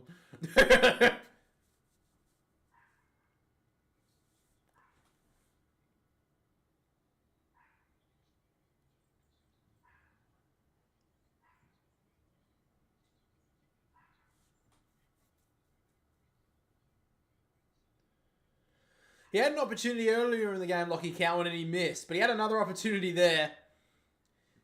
And now it's 50 points the margin. Well, they've been threatening to try and blow out this margin all night, the Blues. Basically, since early in the third quarter. They couldn't kick straight in the third. But now they're reaping their rewards. Curnow couldn't mark at half forward. Holmes just slammed it on the boot towards the middle of the MCG on the bounce. Rowan. Body line it for the moment. Myers. Handball over the top to the voice of Atkins who can run onto it. Sard trying to chase him. Atkins went to ground, threw that away. Hollands, it has been called a throw. So Newman will get the free kick here in the back 50. 12 minutes, 20 on the clock. Blues have had a really good night. So he's gone back now, Tom Stewart. This thing's pointless now. What's the point now? Like, whatever. He works it out wide on the bounce in front of Ollie Hollands and it runs out of bounds. See, I mean, I would rather it the other way. Like, try him forward now when they're down by 50 points. You might as well give it a go, see if it works in future. But why chuck him forward at the start of the quarter to break the tag and then just chuck him back after they've conceded 3 goals? It's game over now. From the tap down, Holmes trying to shovel it out now. Found Duncan. Dangerfield. Handball through to close fumble again. They've just been sluggish tonight here, the Cats. A lot of fumbles. A lot of missed kicks. A lot of poor disposal. And the Blues have sweated on every single mistake. I said 70 plus thousand. Go, man. Free kick called. It's going to go to Holmes. No, it's going to go to Myers. Who'll give it to Holmes? You watch. Okay, no. He's going to give it to Stewart. No. Whoop. Oh, Myers goes to ground as he kicks it. And Josh somehow got to Cameron. I don't know what Durden was doing there. I think it seemed like he may have lost it in the lights.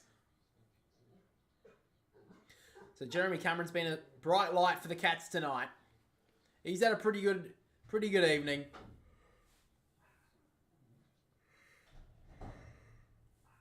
So Jeremy Cameron looking for his 3rd goal. So he comes in, kicks straight, and brings it back to 44 points.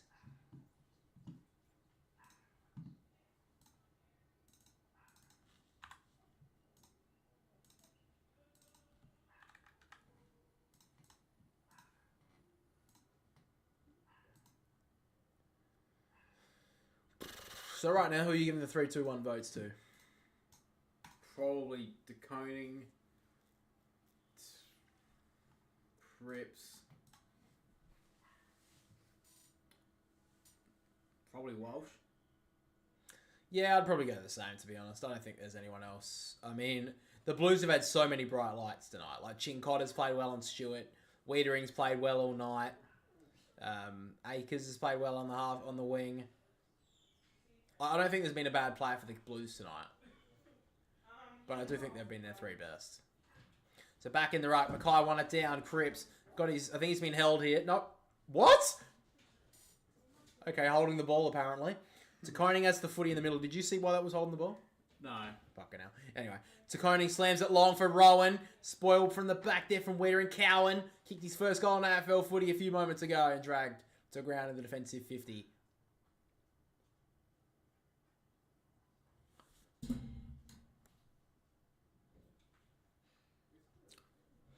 Akers gave it through to Boyd. Trying to get rid of it. Atkins wrapped up. Ball up.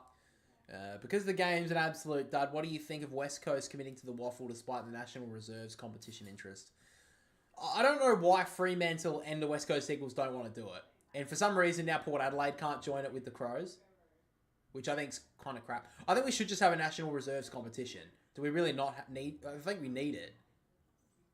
So Stengel thumps it long towards the top of the goal square. Close couldn't mark Atkins. Gave it off to Myers to get 2 goals in a row. Brian Myers snaps it truly.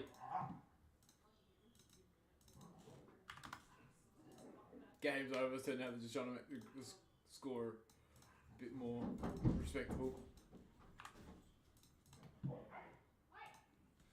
Little McAvaney have a great weekend. Cheers, Hooks to Graham.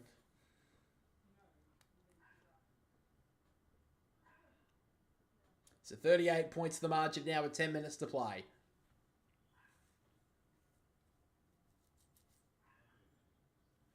You know, Carlton's too busy thinking about his goal. He doesn't need to worry about fucking defending. Yeah. Boring. Defending what's that? I was kick goals. Yeah, a little bit too easy, but I think the Blues have put the cue on the rack. They know they've got it won now.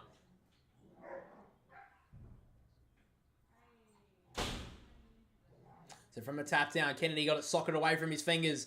Atkins got a handball clear, but to Koning did brilliantly. Gave it back to Cowan, who thumps it towards centre half forward. Out the back, Stewart against Chincotta. Chincotta wanted it more. Gave it out now to Walsh. Back to Fogarty. Cripps about to get shut down. Somehow got a handball away to Walsh. Chin Cotter deserves another one. Gives it out to Ollie Hollins. He hasn't got on the party just yet. He straightens up. Kicks it well. And the Blues, it's party time. They just had the extra, man. The whole time, they're the Blues. And they've had it all night, really.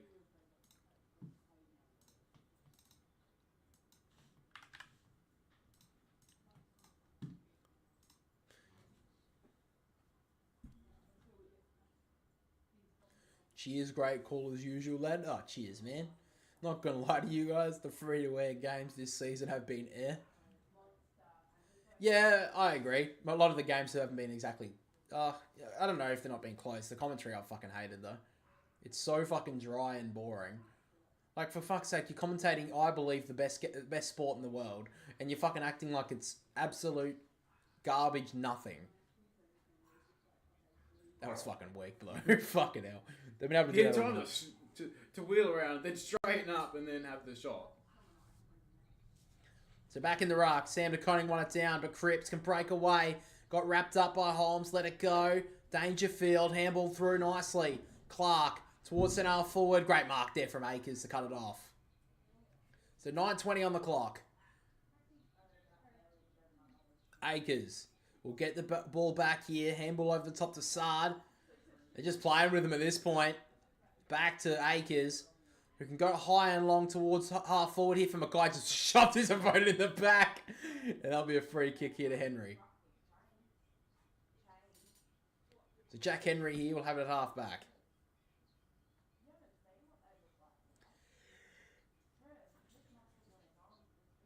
Goes long to Conan, gets up and intercept mark. I think he gets the 3 votes, definitely. Yeah, he Tom set him DeConing. up. He set the game up right. Start off the game, and then he just dominated for the next 2 quarters. Not really in this quarter, but he did most of the effort already. Yeah. Fogarty gives it out to Kennedy. Got a kick away, immediately tackled though, and it goes out on the full.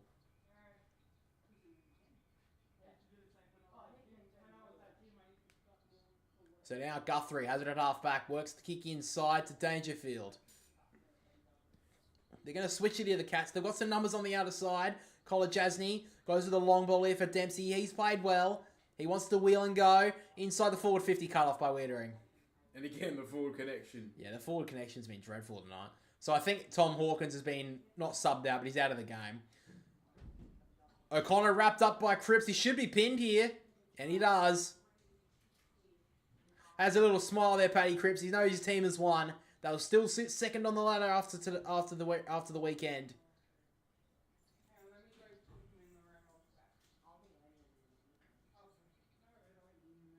The wide kick, not the greatest. He's put Walsh under a bit of pressure this up tonight. A couple of times he's put him under a couple of suicide handballs and kicks.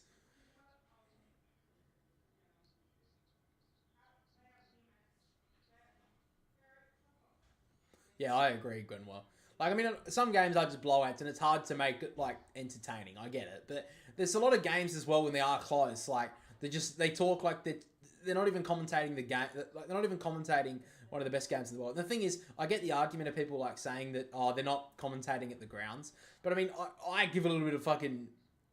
I show some passion for it, and I'm not at the ground. Oh, Charlie Curno's going to make them pay. And he kicks another one, Charlie. Everything just is full into place for them tonight. Everything is just... You think they can win the flag? I think they can. I had them on top at the end of the minor rounds, but Yeah. I think Sydney have too many games clear now for them to stuff the minor premiers up. But Who do you think are grand final contenders this year? the Swans, the Blues. I think if Collingwood get enough players back, they can challenge, but they just need to get all their players back. But besides from them 3, I don't think anyone else can. So you don't see Essendon? No, they haven't played anyone. The teams that they've played well against have been all the bottom teams. Oh, there we go. I was wondering why the fuck I wasn't coming up. So GWS. Not at the moment, not the way they're playing. Port Adelaide, no way. Geelong, no Geelong, way. they just, no. Freo, can't trust their forward line. The Dogs, no. Not from where no one else lower than that. They'd have to make the top 4 to give themselves a chance, I think. I know they've been able to make 2 grand finals from outside the top 4, but I think they'd have to. Yeah. And then from there, I don't think anyone else.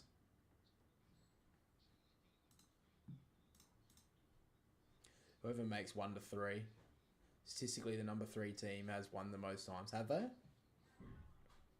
Flag Hawks. Oh, he shoved his little brother to the ground. Reverse the 3. Oh, fuck Oh, yeah. come on. That would have been hilarious. Come on. So now Tom De Koning thumps it long. In front is Curnow. Can't mark. Kennedy trying to run after it. He gathers it. Handballed out. Stepping through brilliantly was Newman. And now Walsh looking for a handball option. He says he kicks it across his body. Bouncing ball through for a point. Try to cap off his night, but just didn't do it.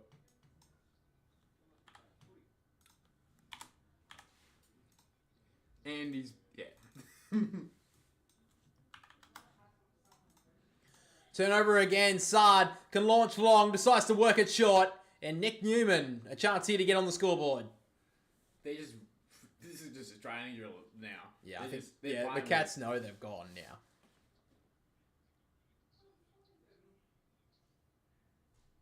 So I don't think anyone really expected the Cats to win tonight, but I really thought it was going to be a good contest. You But look at that, right. they've blown them off the ground. They could win them all. They could possibly lose 2 of those, the next 5, Carlton. So now Nick Newman drives it from 50. What a finish. Nick Newman gets amongst the goal scorers.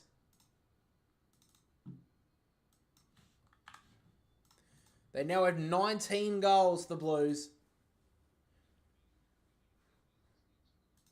So tonight they've gained 5%, the Blues. Haven't exactly won a lot of games by a lot. But the last couple of weeks, they've just been able to win pretty convincingly. 26 over the Bombers, 36 over the Power, 29 over the Gold Coast, and then that's basically these last 3 weeks they've gained some percentage. Oh, he is watching AFL, so that's pretty good. It's just the footy. Who's winning? The Blues. When I had the Blues, I was like, they're like rugby. It's the rugby. Oh no. Watching original. The rugby. No. Oh, I can't watch the rugby. I'll let you to it.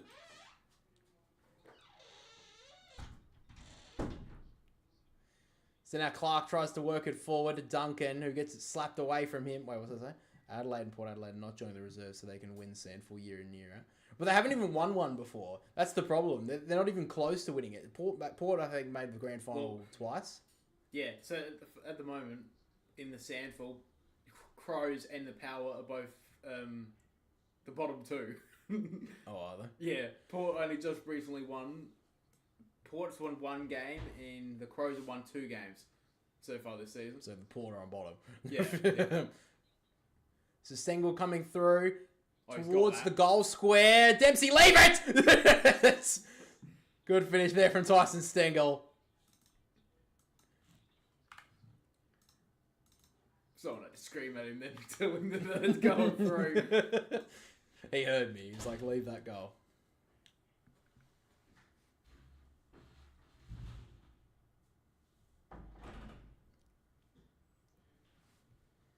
I don't know. He doesn't seem too concerned. Well, it's his first goal for Tyson Stengel. 4.5 minutes left in the game.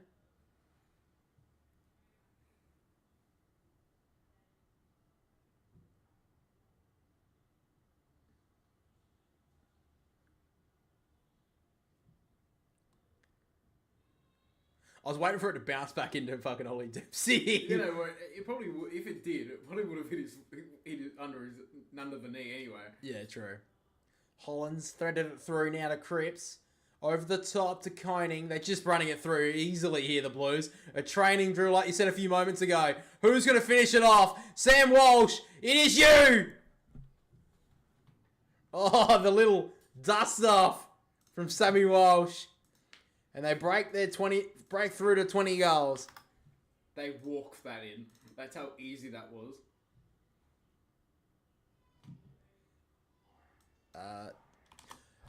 No, they're not. They're not playing away from Adelaide Oval. They're getting a new training facility. So in Theberton. So they're moving away from West Lakes, which is their current base, headquarters, whatever. They're moving that to Theberton now. So I think it'll take like I don't even know when it's supposed to be done, but probably fucking 2040 by the standards of most things. There's so many bloody legislation things and that have to get through. Yeah. It took them this long to get it, and now they're going through. So yeah, they're moving to Theberton, but they're not. That's probably where their I think that's where their women's team's going to play and their reserves team probably because their Sandford team doesn't even play at home. They always play away games. So now Cripps handballed it to De Koning again. They get it forward in the Blues. They can get a 21st goal maybe. Bounces to the toes of Curnow. Tui socketed off the ground. Stengel overran it, and the Cats can try to repel. Maybe in the back there against Mackay. Ball up. oof, I think that was in the back. Yeah, I thought it was. Tap down from De Koning. Gathered it well. Handball out wide to the feet of Dempsey, who socketed off the ground. Boyd went to ground. Got a handball away. Hollands wrapped up by Clark.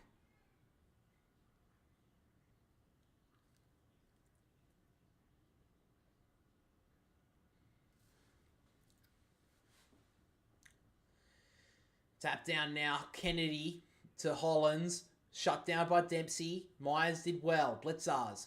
Gets it across his body towards half forward. Couldn't mark Henry. Now Wiedering. Walsh did well to spin out of it. He already got one a few moments ago. He's going to try and start up the next one. McGovern. Short ball missed Mackay on the bounce. Kolajasny took that over very nonchalant. And it'll be a ball in. So yeah, Tom Hawkins is out of this game.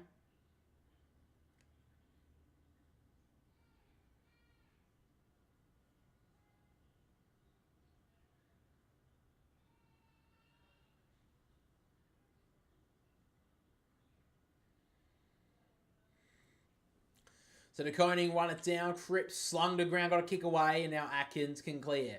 So it looks like there's serious concern about Tom Hawkins. He's got crutches now. So I think it was an ankle injury, which happened. It was a left ankle. So it's really unfortunate for him. Hopefully it's only it's maybe a month or so, but that's really concerning there for Tom Hawkins and the Cats. Oh. Great pressure there from the Cats here on the outer wing. Should have been rewarded. Should have probably. been. Ryan Myers isn't impressed. Did you hear the umpire? He said, "Oh, slipped." It's like, when has that ever? When has ever that been a fucking issue? Oh, whatever. De Koning takes it out of the ruck, handballs forward. Kennedy, in fact, it's Hollands. More insufficient intent than anything. No.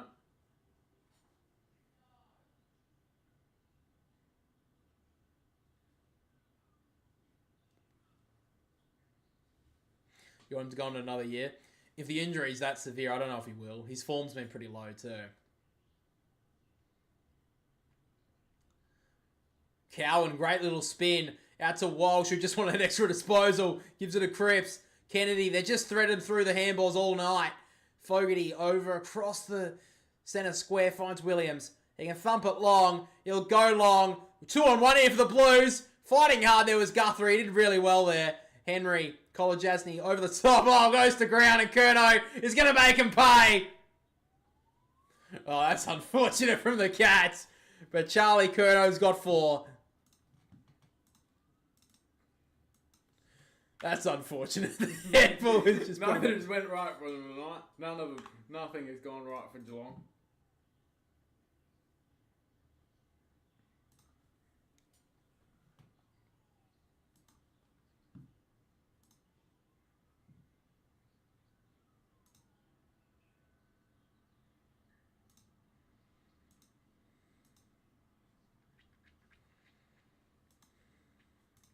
To be honest, I think Walsh is at a bit.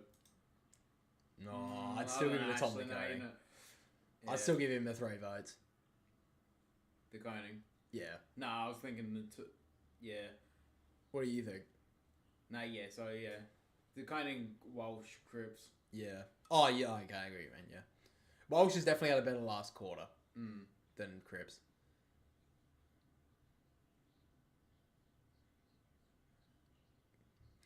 This is absolutely piss poor from the catch. You can't have someone kick 21 goals against you. Yeah, this is very... They didn't concede 21 against them earlier in the year, but they conceded quite a few against the Blues, even though I think they won that game. Well, so that's like 5 of the last 7 games they've conceded over 100 points, I think it is. The Cats. Like, that's very... Well, I mean, if they're going to have to rely on Tom Stewart to defend, then that's just going to be a big issue for the rest of the season. Because everyone knows now the way to beat the Cats is to shut down Tom Stewart and you'll be able to win. I mean, even then, they've done it for 3 quarters here, the Blues. In the last quarter, they've just run riot. Threaded through their bows. Wrapped up there, Tui. I mean, they could easily get a couple more of the Blues. There's only a minute 30 on the clock, but the Cats really aren't doing much to stop it. Hopefully the injured Reece Stanley returns next week. Oh, yeah. I think this season proves, the last 2 months have proved that they need a ruckman. Yeah. Bring in Harry Taylor. Yeah, bring him off the... I'm sure he's coaching for them now, isn't he? Probably. So Akers goes with a high ball towards half forward, but Guthrie had his name written all over it. I'll just pay 50 for fuck's sake. Yeah, they're just going to pad up their disposals here, the Cats defenders. Minute to go. Geelong have given up, just like when they played. Yeah, I agree. When they played the Gold Coast. I mean, the thing is, they fought back in the third term, and maybe, I mean, look, they didn't really have a chance, but they could have at least made a little bit more respectability on the scoreboard. But then they've just stopped again. So Cameron over the top to Dempsey, back to Cameron. Over the top, he's probably one of their best for the Cats. Myers works it short. It's probably their best ball movement of the night. They've saved us for the last 20 seconds. And over the top to Close. They've got a huge amount of numbers. Blizzards is telling him just hit someone. So he decided to kick it to the contest. Atkins spins, turns, kicks it straight to the man in the goal square. Oh, my God. That was a comedy of errors. They can't buy a goal, the Cats. I think they should have just gone back. Close. I know Blitzers was screaming at him. That's why he went, but unfortunate. I think he's more concerned about hitting the seagulls. Yeah, I know. He almost did too. Up the Blues, we would never lose again. Congratulations, Nigel. Great win from the Blues in the end. Too old now. Yeah. They're too old and they got no experience. They got no youth coming through anyway. 113 Welsh. I think it's time for the rest of the season. Look, I don't know if they make finals, the Cats. Because right now, that's a real concern for them. Because who are the teams outside the 8? Just looking at it quickly.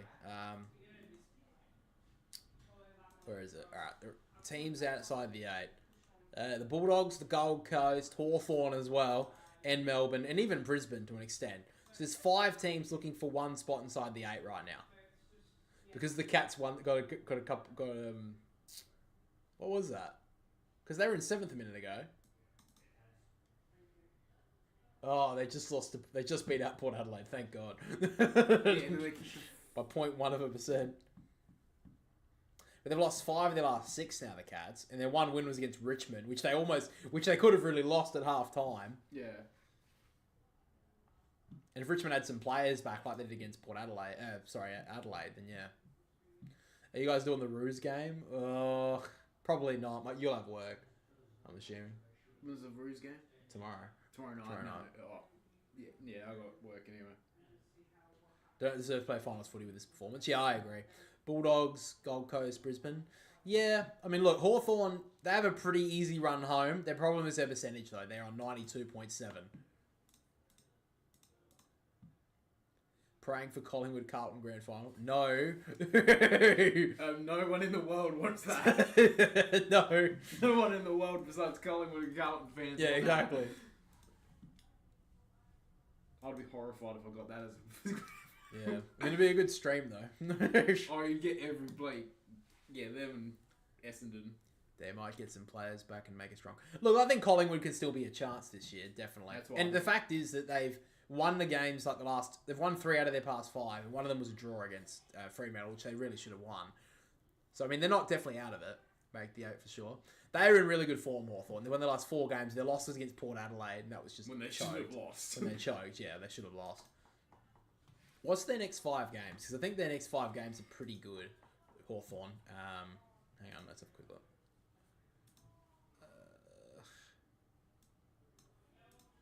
So Hawthorn's next 5 games are... Oh, come on, fucking hell.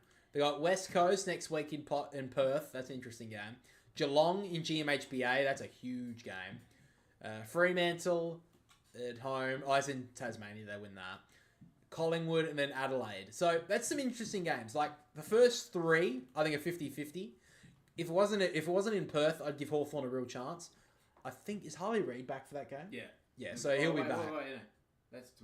No, he's not. He's still got 2 weeks. That's his second week because of the bye. And technically he's out for 3 weeks, so yeah. Are you sure? 'Cause I Yeah. thought he got out. Oh, yeah. Because he took the hit against St Kilda. Oh, for fuck's sake. My scroller on my mouse doesn't work. Oh, fuck. Is it? You get West Coast up. Yeah, that's what I was going to do. So, West Coast, where are they? Alright. So, West Coast... No, because this will be the second week, I think, isn't it? Yeah, so that's who they play this week, you idiot. No, but... Oh, I fucking hear Hawthorn again. No, get rid of West Hawthorn.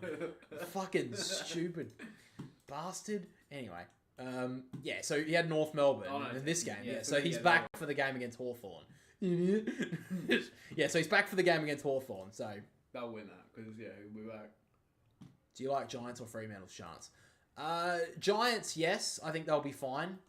They've just hit a poor run of form. Fremantle, I'm concerned about. They're very up and down. Very much like the Bulldogs. They'll win their home. Look at that. They've gone... basically the same teams have gone win-loss, win-loss, win-loss. Well, I mean, Fremantle obviously had that draw, but basically win-loss, win-loss, win-loss. So, yeah, I think at this point, those two will definitely be fighting out for one of the positions. I don't see both of them making it unless the Cats drop out and another one. You see Porter ahead. That's why, because it didn't update. Porter at 6. Oh, okay. Yeah, we go. Yeah, they dropped 5%, 6%, the Cats this round. Fuck, that's a lot. That's a lot, yeah. They fall right back because the Bulldogs have a good percentage. Even the Gold Coast do as well, and Fremantle, because of that big win against Melbourne. Big question, do you think Melbourne... I think Melbourne are gone. Well, I said, so yeah, no one believed me that Melbourne... Hey, halfway through the first couple of weeks. Harley Reid will someone like it. Yeah, Harley Reid will be back. So that's an interesting game against Hawthorn. Yeah, Melbourne's screwed without Petrarca. Yeah, he's been their only good player, really, for the majority of the year. I only heard this. I didn't even realise this. You know Harry Petty's only kicked 3 goals this year? The $1 million forward. Yeah, the $1 million forward. The Crows dodged such a fucking bullet with him. That would have been hilarious if they brought him in. And he kicked 3 goals. He kicked 3 goals at this point of the season. Interesting where we fit Mitch Lewis, probably for Deer. Yeah, it probably would be for Deer. When does Mitch Lewis come back? He probably wouldn't be too far away. 2 years, yeah. 2 years. 2 or 3 weeks. I think he's back in training, I think they said. Where the fuck do you find injuries on this stupid thing? Oh, it'd probably be on the phone page, wouldn't it? Yeah. Yeah, alright. Injuries. Alright, who are we looking for again? Mitch Lewis. Mitch Lewis, yeah. Oh, he's back this week. Played managed minutes in the VFL last weekend. Is set to be available for selection mid-season by. Yeah, so he'll be back. Yeah, I'll probably say it's for Cal Shadir, which look I don't think is a bad thing. Like, let him have some time in the VFL as well, so he doesn't just play AFL footy. The Giants, I don't think they have the second best. I think it's third. The Giants have the 4th best now. Yeah, because Carlton won that game. Oh, no, 5th best after Brisbane as well. Fucking hell, Brisbane. Yeah, so Brisbane is still always a chance because of their percentage. Yeah, so Brisbane... And the draw helps them. And the draw. Yeah, well, the draw doesn't really help them, though, because of their... I mean, they'd rather... If they had a win against the Crows, then they'd have a percentage, and they'd be in... Where would they be? They'd be 9th. So that draw doesn't really help with percentage. They'd be equal 10th. Oh, yeah, they would be 10th. They'd be 10th. Yeah, because of the Bulldogs. So the percentage goes Sydney with the best.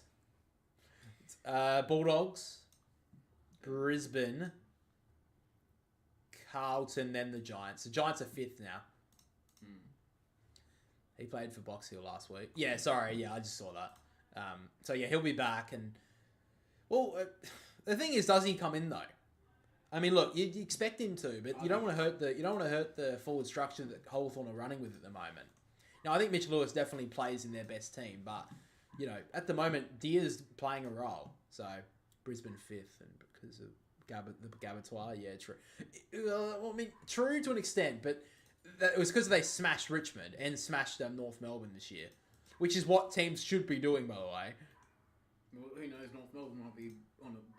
Yeah, they're on the come up. Yeah, they're playing North Ball. They're playing North Ball.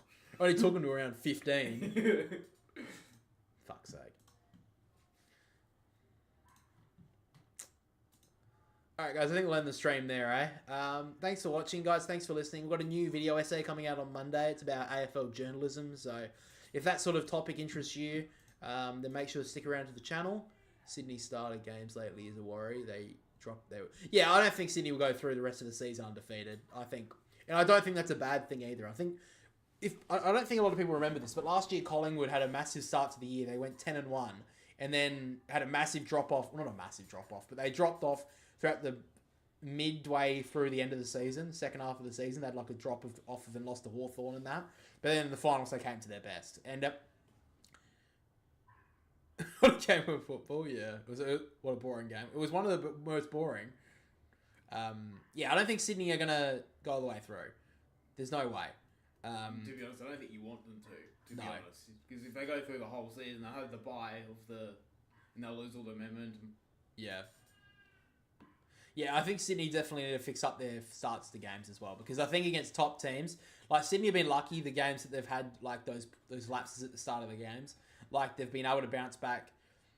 I mean, the only team they've been able to get, like a top team they've been able to get away with it, is Carlton. Like they did against Geelong, they could bounce back pretty easily. The Cats easily jump back. I think it's like the last time Sydney won a first quarter was in round 9, I believe. So that was against Fremantle. And Fremantle, remember that game? That was when Cam McCarthy passed away. So, of course, that was a pretty tough time. So, Carlton, they lost the first quarter pretty convincingly. Fought back easily, won by 52 points. The Bulldogs is an interesting one. It was a close game for the majority of the contest, but the Swans fought back and won that. They had the bye in round 12.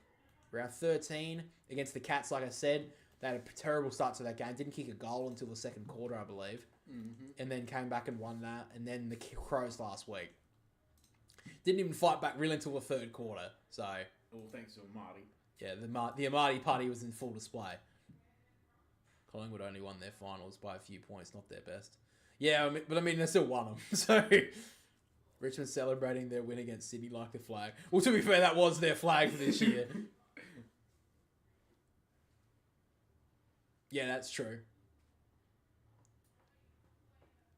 I mean, I think Sydney, there's probably a couple of danger games throughout the rest of the season as well. Like, I mean, they play the Giants this week. I think that's a big game for them. Fremantle after that in Sydney. Like, I'm sure there's a game like that Sydney may drop throughout the middle of throughout the rest of the season. Like St Kilda. If St Kilda can play their annoying way of football, just shutting the game down and making it the most boring, fucking worst thing to see, they could win that game. We play North Melbourne as well. Like, if they're up and about, who knows? They could, like, steal that one. I'm not saying they would, but, you know, who knows? Brisbane as well in Sunday at the Gabba in what round's that? 19. That's an interesting one too. And then Port Adelaide after that, I reckon. In round 20. Yeah, we play Port Adelaide. Oh, no. Round 21? Yeah, round 21. Of course we play at the same time. As Collingwood, I knew that. It was like, that's so shit. Fucking hell. Because Port and Sydney's going to be a good game, but no one's going to watch that because it's Collingwood and Carlton playing.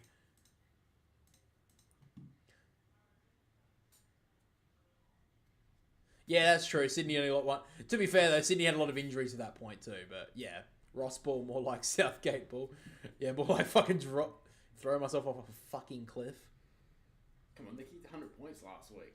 Yeah, so they finally played some attack and then conceded 126. They're like to their supporters. Look, fine, we'll play attacking. Doesn't mean that means they're fucking our defense. We're just not even going to have them down there. So Carlton just sung their song.